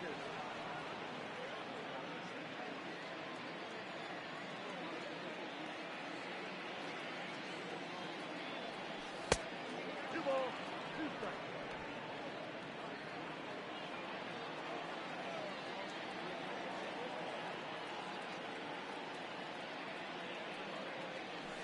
Ooh, good pitch.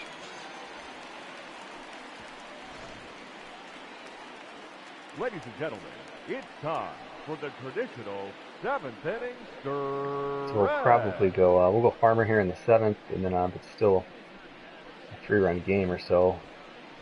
Probably go Alex Wilson for the 8th. Leading off for the Rays, the second baseman, Joey. But we're at least going to let him pitch to Wendell here, and then we'll take him out.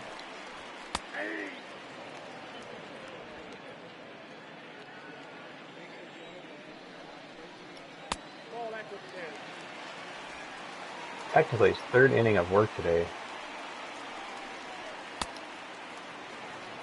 Count is 1 and 2. Nope, that's a ball. The next count 2 and 2.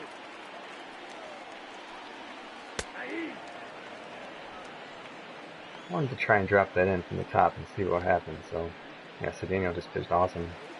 The batter, the designated hitter, Jose Martinez. Your attention, please. Now pitching for the Tigers, number 45, Buck Farmer.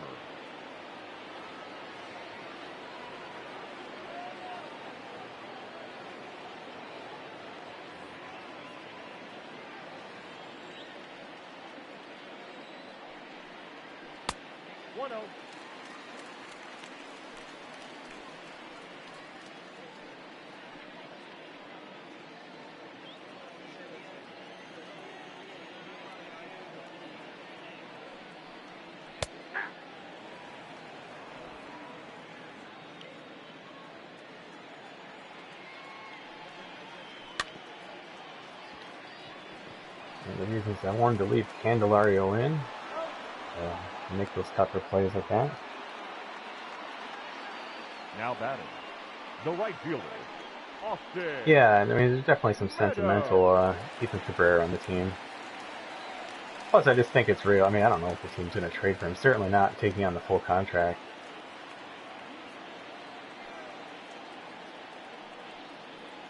Whoa, that's down.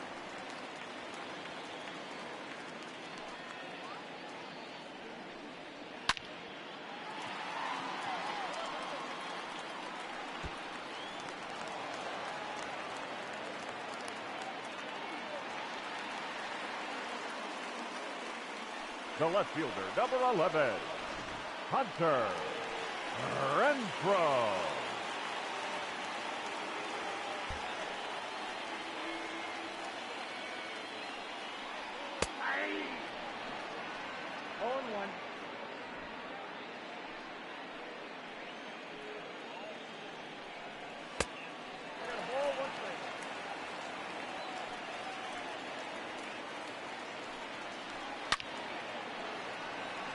He's all over the fastball there, so it should be easy strikeout, I hope.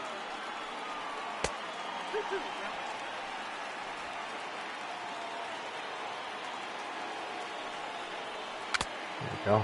Not where I wanted that, but take it.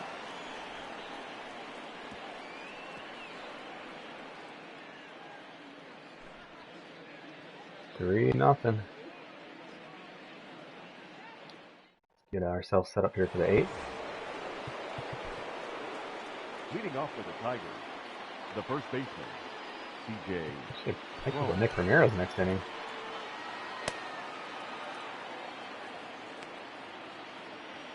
He is not very good at... Actually, his home runs per nine's gone up 50. Not god-awful anymore. So, yeah, we'll give him a shot.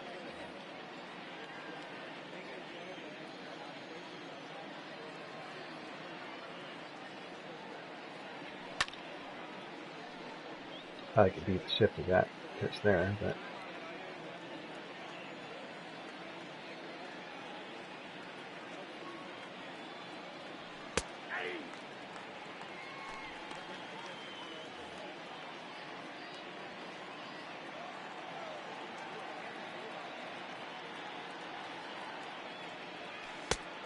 One ball, two strikes.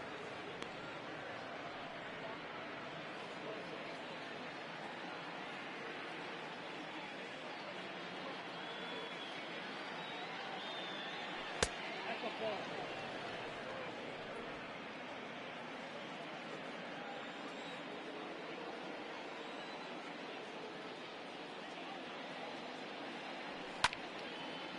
That's gone, I think. Yep.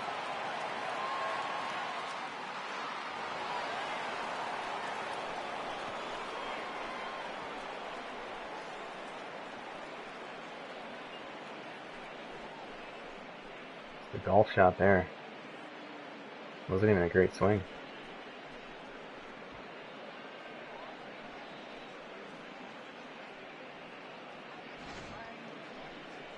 Two strikes, too.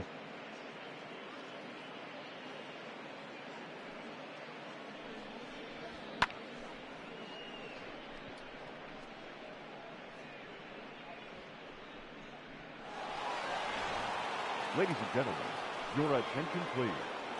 Now pitching for the Rays, number 63, Diego Castillo.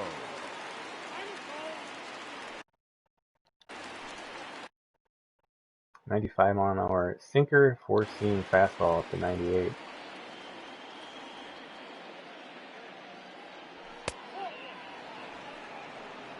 Ball one, no strike.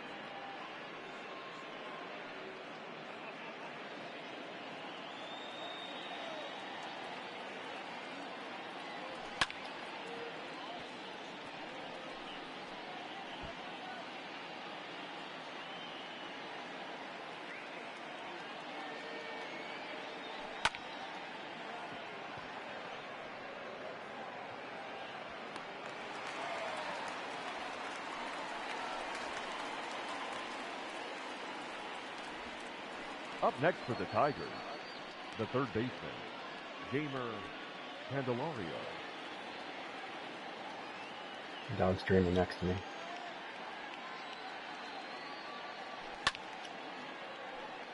That pitch there, I was just trying to swing late, take it to left field. Leave Candelario in here for his defense. Same thing there, trying to take a late swing.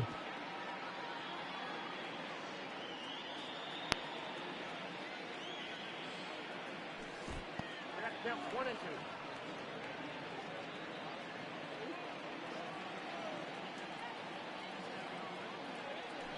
Ball two.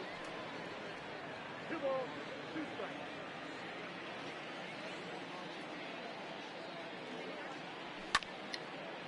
It's just a contact swing there. Pretty far for a contact swing. Now batting, catcher, Austin Roma.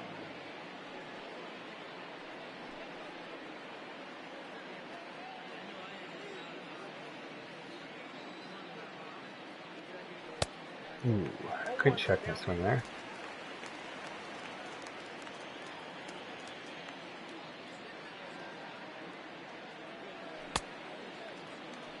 Ball 2 is the count.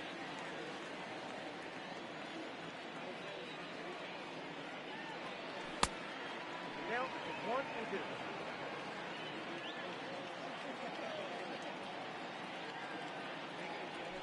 Ball down.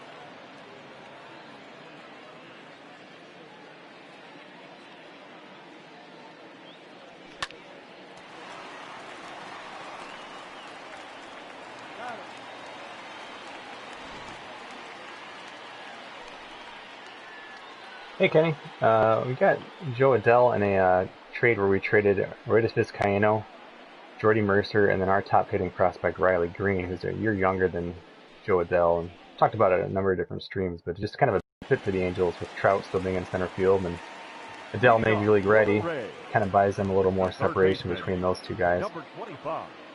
And they also get a great closer, the All-Star, American League All-Star closer, who we signed in before the season started. And it makes sense for them because they're a game or so within first. If they're not in first, they're like always kind of bouncing back within a game.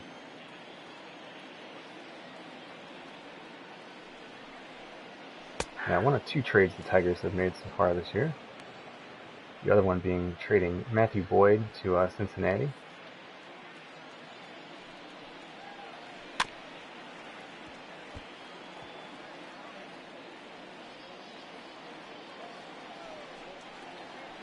Nope. Ball one.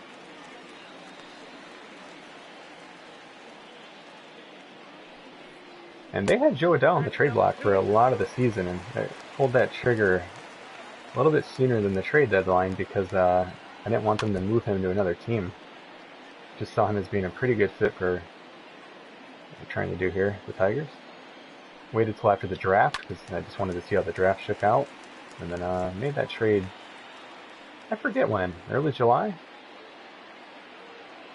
It's before the All-Star game, so yeah, it was early July.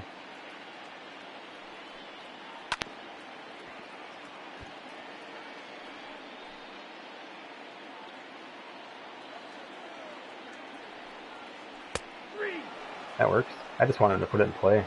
Just gonna trust our defense here.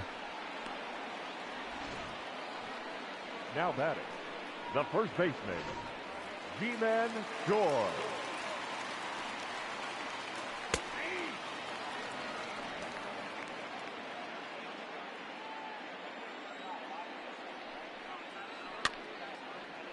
Nick Ramirez he's quietly one of those guys who pitches really well for us. I mean, he's kind of a scrub.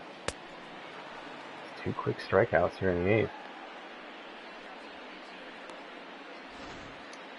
Yeah, Kenny, we got him, and we got I'm trying to remember who else it was. A middle infield prospect, 21-year-old shortstop. I'm forgetting his name now. I think that was it. Boyd was pitching terrible. Like, ugh, he was bad.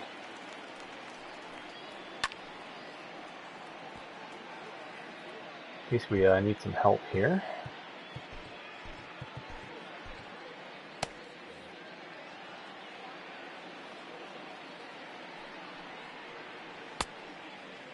I got to count all entries.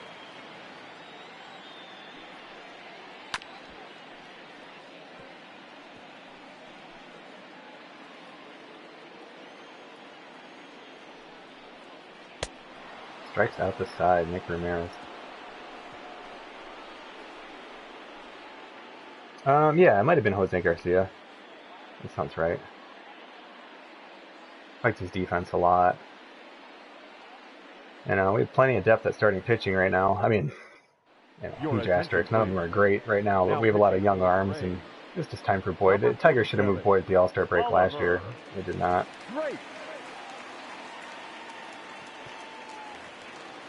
So we go to the 9th. Leading off for the Tigers, the shortstop, number 40.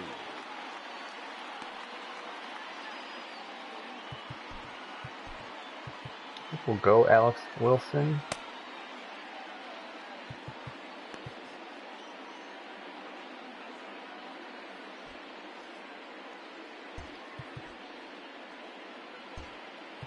Actually, no. We're going to go Lucas Sims and then get Joe Jimenez ready just in case. But Oliver Drake, split finger fastball cutter, and a 4-seamer.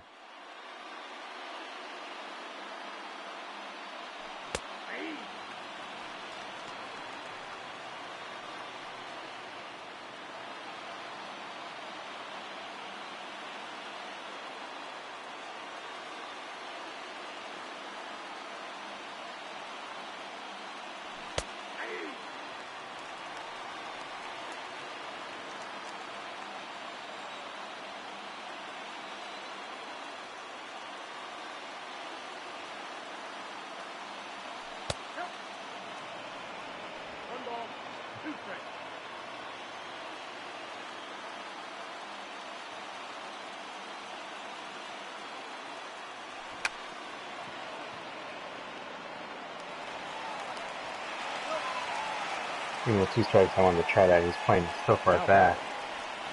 Just not a ton of speed, but I was just curious to see if he'd be able to get on.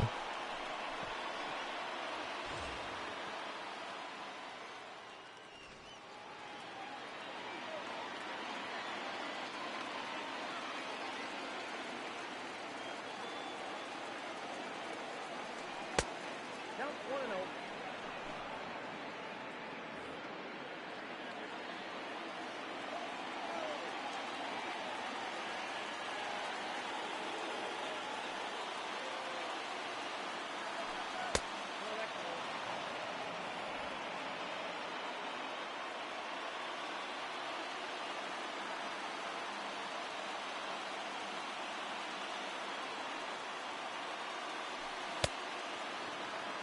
Count is 2-1.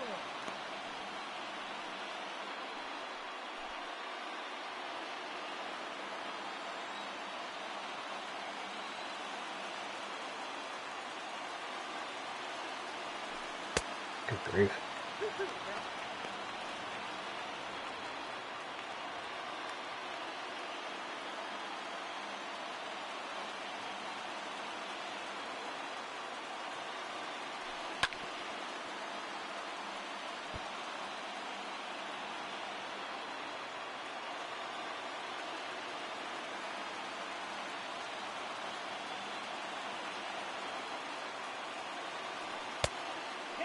It'd be cool if they had a screen right here where, you know, it shows you like tomorrow's probable starters, something like that.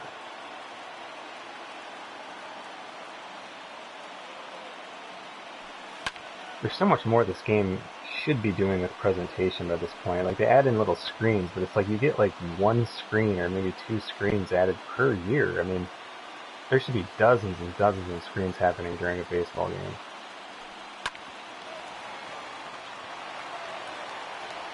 Those things aren't hard to implement. They can be patched in. The left fielder, number 4, Cameron Maybin.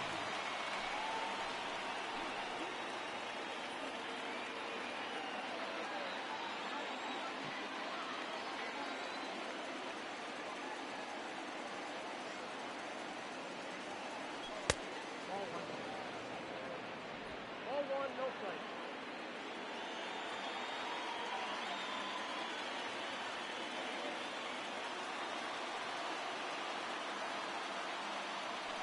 Nope.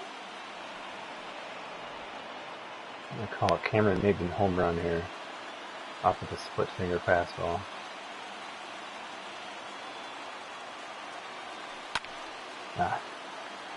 Now I got it. I had to take a swing at it, see if I could be right, but yeah, I guess it wasn't the zone.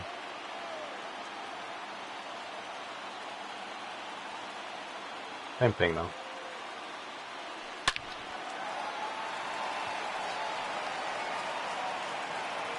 Just couldn't elevate it. Hit it well, but Now batting, the designated hitter, Miguel Cabrera.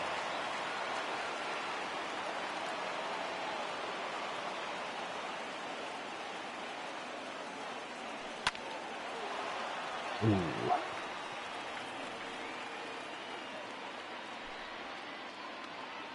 Alright, Tigers, let's close it out.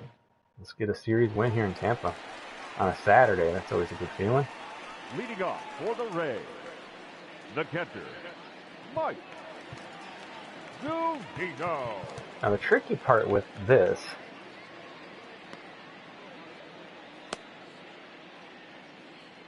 is if you do bring in Sims and he starts to get in a little trouble, he's got to pitch to 3 batters, obviously. And if we leave Ramirez in, which we could definitely do against Zunino,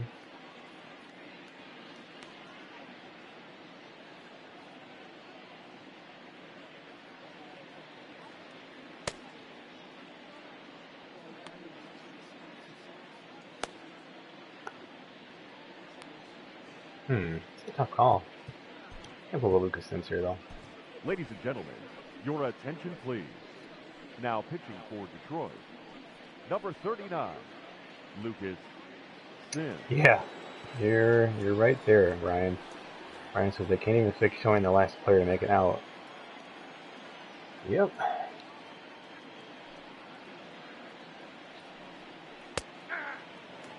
You know, part of what makes a video game a strong game and experience, it is immersion, right? Ryan would know this, but we just talked a lot about education, like authentic assessment it's called, right? So you're creating assessments for students that aren't multiple choice exams, but you're putting them in like a simulation, for instance. You're putting them in a real world thing.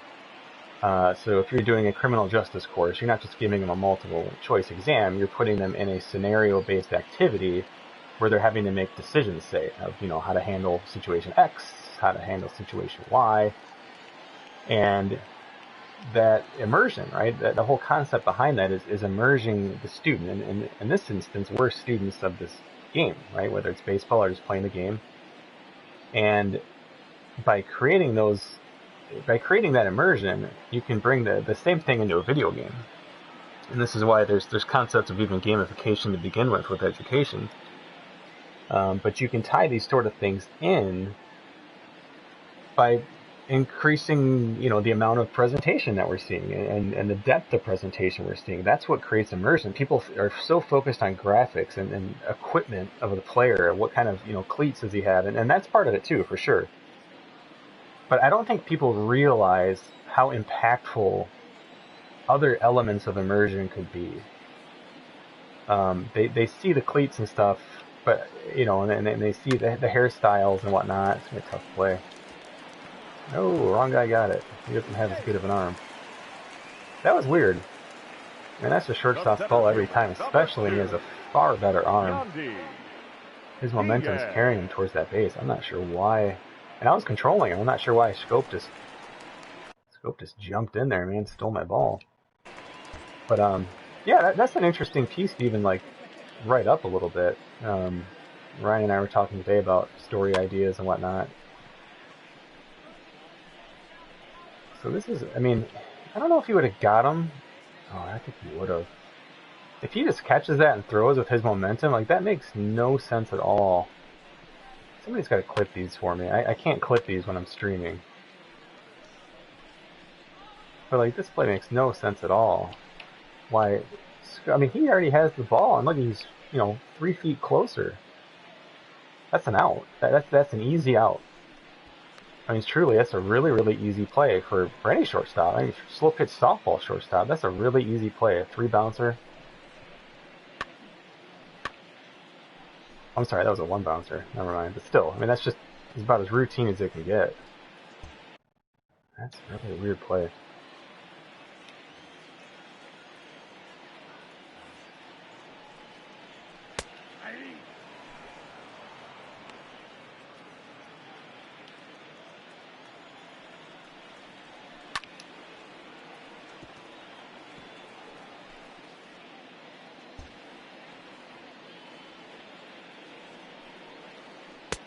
One ball, 2 strikes, count.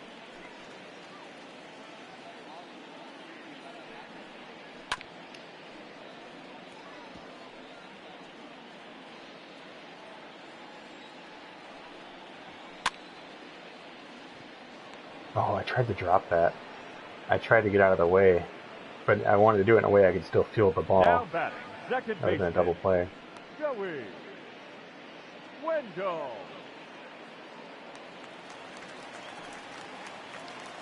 Alright, well, this will potentially be the last batter for Sims. We'll see.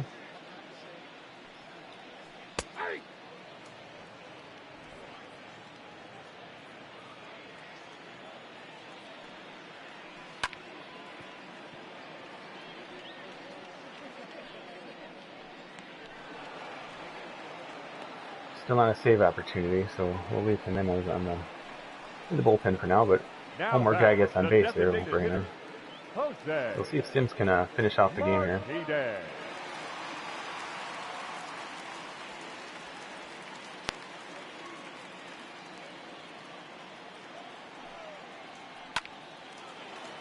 Alright, now it'll be Joe Jimenez time. That's a really, really nice play to cut that ball off.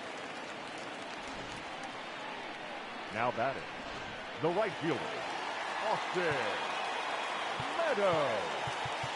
Just check and see if there's any imminent danger we'd be walking into.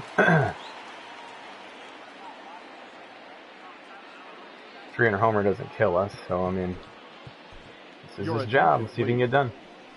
Surprisingly, he's also perfect in saves. We were 25 for 25 with Vizcaíno before trading him away, and now Jimenez going for his 10th in a row.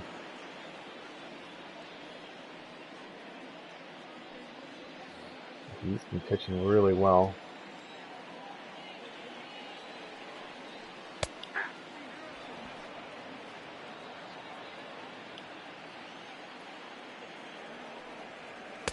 Nope, that's down.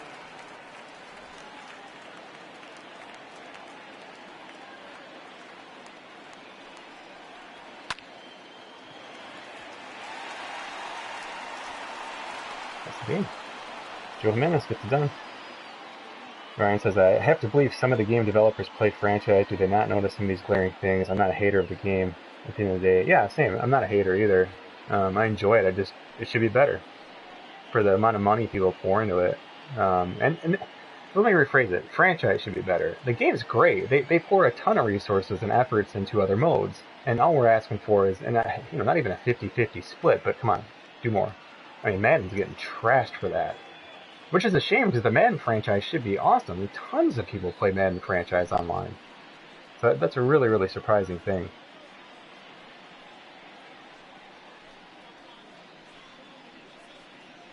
Yeah, it's strange. It's strange stuff. But even in talking with Ryden and whatnot when he was here in San Diego, he's just telling me things that he was so surprised to hear that they weren't aware of. Like they would just come up in conversation and they're like, "Oh, really? That's a thing?" It's like, "Oh goodness." I don't mean to be doom and gloom, but it's worse than we perhaps even realized. 2 hours and 39 minutes. But let's see. Let's check the batting average ball in play. Thank you for joining us here this afternoon, and we remind you to please drive home safely. Let's find the calculator here on my phone. So 2 games in a row, Tampa did not hit a home run against us. Sorry, I'm just making me click all these crazy ads right now for some reason. Okay, here we go. So we're looking at Detroit first.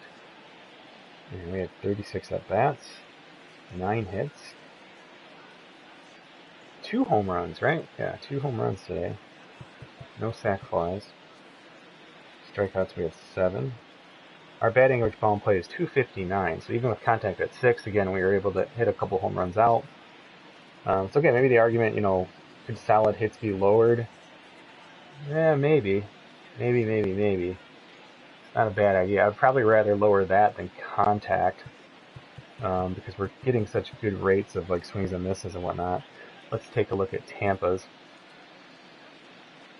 36, 9 hits, no home runs, no sac flies, 12 strikeouts. That all should bring theirs up.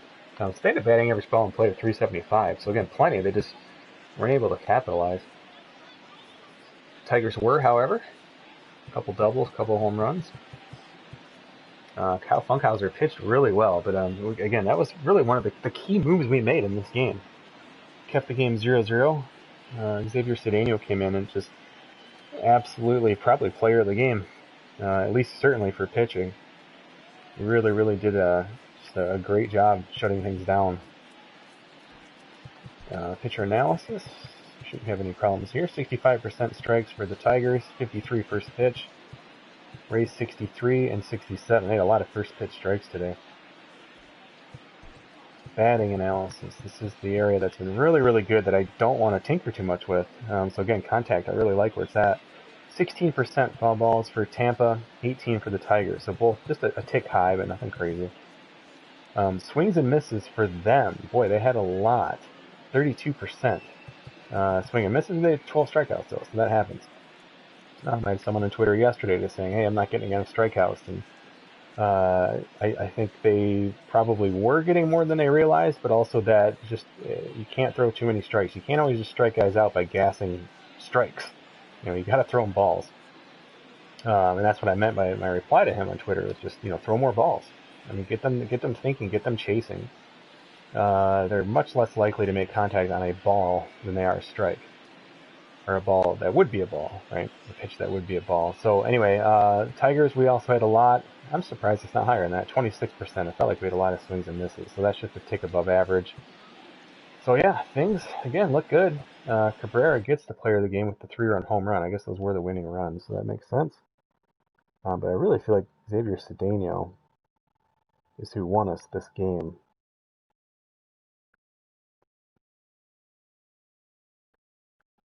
Yeah, a good game for sure. I got 2 packs unlocked. That's fun. I guess we could take a look at those, see if there's anything good. I got the ecstatic Burger Man icon. So again, like, I guess, like, can we just cut things out like that? Like, ecstatic Burger Man icon. Like, can you just add some more screens in the franchise? I mean, couldn't those screens also be used in Diamond Dynasty? Like, think how nice when they set up their Diamond Dynasty tournaments or something like this, where you couldn't fast play through stuff and you could show off some of these different animations or just, again, just different presentation things they could do. So anyway, well, Tigers have been streaky, right? Look at this. We have a 3-game win streak, a 3-game lose streak, followed by another 3-game winning streak. So, but overall, that puts us to 7 games below 500. That's not too shabby. We're 1 game away from our 50th win here. And again, we just don't know, right? It's just really hard to know. Let's see what things look like as we advance through the day. I'll utilize him. The Phillies are going to offer us a trade, which I'll most certainly want to reject. I have seen this catcher on the trade block. He's not bad. He's not bad at all.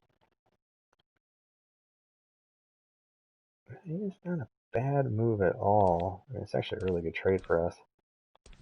Especially if I am considering moving Jake Rogers, because this guy's a much better defensive catcher. Can also play first. That's not a bad trade. I'm going to keep this in mind. I'm just going to take a screenshot of that. I'm going to reject it for now. But certainly something I'm considering. Turn that garbage off. Alright, so nothing on the waiver wire. Brewers have called up Hinojosa? Is that how you say it? Hinojosa? Shortstop. These are all minor league transactions. Avisail Garcia goes down for the Brewers. That's hence their roster move there. A broken leg. So one of the things I've still been checking out is let's see where the Brewers are at in the standings. They're not really in the mix there. Oh, they're certainly in the mix for the wild card. So could the Brewers be a team that would consider signing Yasiel Puig? Let's take a look. That's just something I've been doing here. It could be a good addition for them. And that's something I would manually do, obviously. So they called up this guy. They called up a shortstop. Not a bad player, just kind of a depth guy. Current outfielders, Lorenzo Cain, obviously, wouldn't be an upgrade there. Obviously, Yelich wouldn't be. So he really wouldn't have a place to play, especially as we're looking at their National League. So yeah, I don't really think he's a fit there. So okay, worth checking out. See if you can help the AI a little bit, since they will not sign free agents. Speaking of things that this game needs to fix. But yeah, Tigers, where are they at? Hey, we're not in last again. 6.5 games back now. Both Chicago and Cleveland lost. 6.5 games back. That looks a lot different than like 8.5, right? 7 games back in the wild card. This is really interesting. It's a lot of time. Very, very, very interesting as this team starts to mature and get better. Something to keep an eye on for sure. I'm going to save this up here.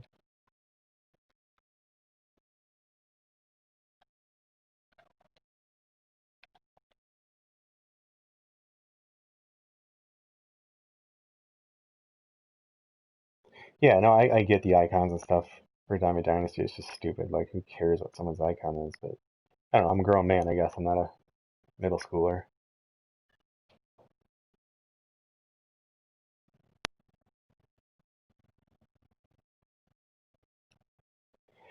Okay, well, I think that does it. I want to thank everyone for watching. Again, subscribe to the YouTube channel, please. Spread the word. I'm trying to figure out how to get these other.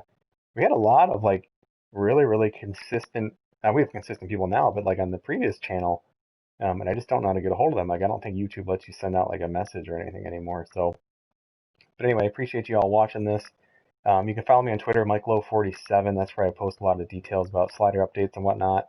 The sliders themselves are up in the Operation Sports forum. You can check us out specifically at simsportsgaming.com, or you can join our Discord and whatnot. So, but yeah, subscribe to this YouTube channel, and that'll ping you when we're streaming, whether you watch them live or later. It's super appreciated, and it really helps everyone who's giving feedback on the sliders. And again, thanks for all the upvotes on the sliders. That's awesome.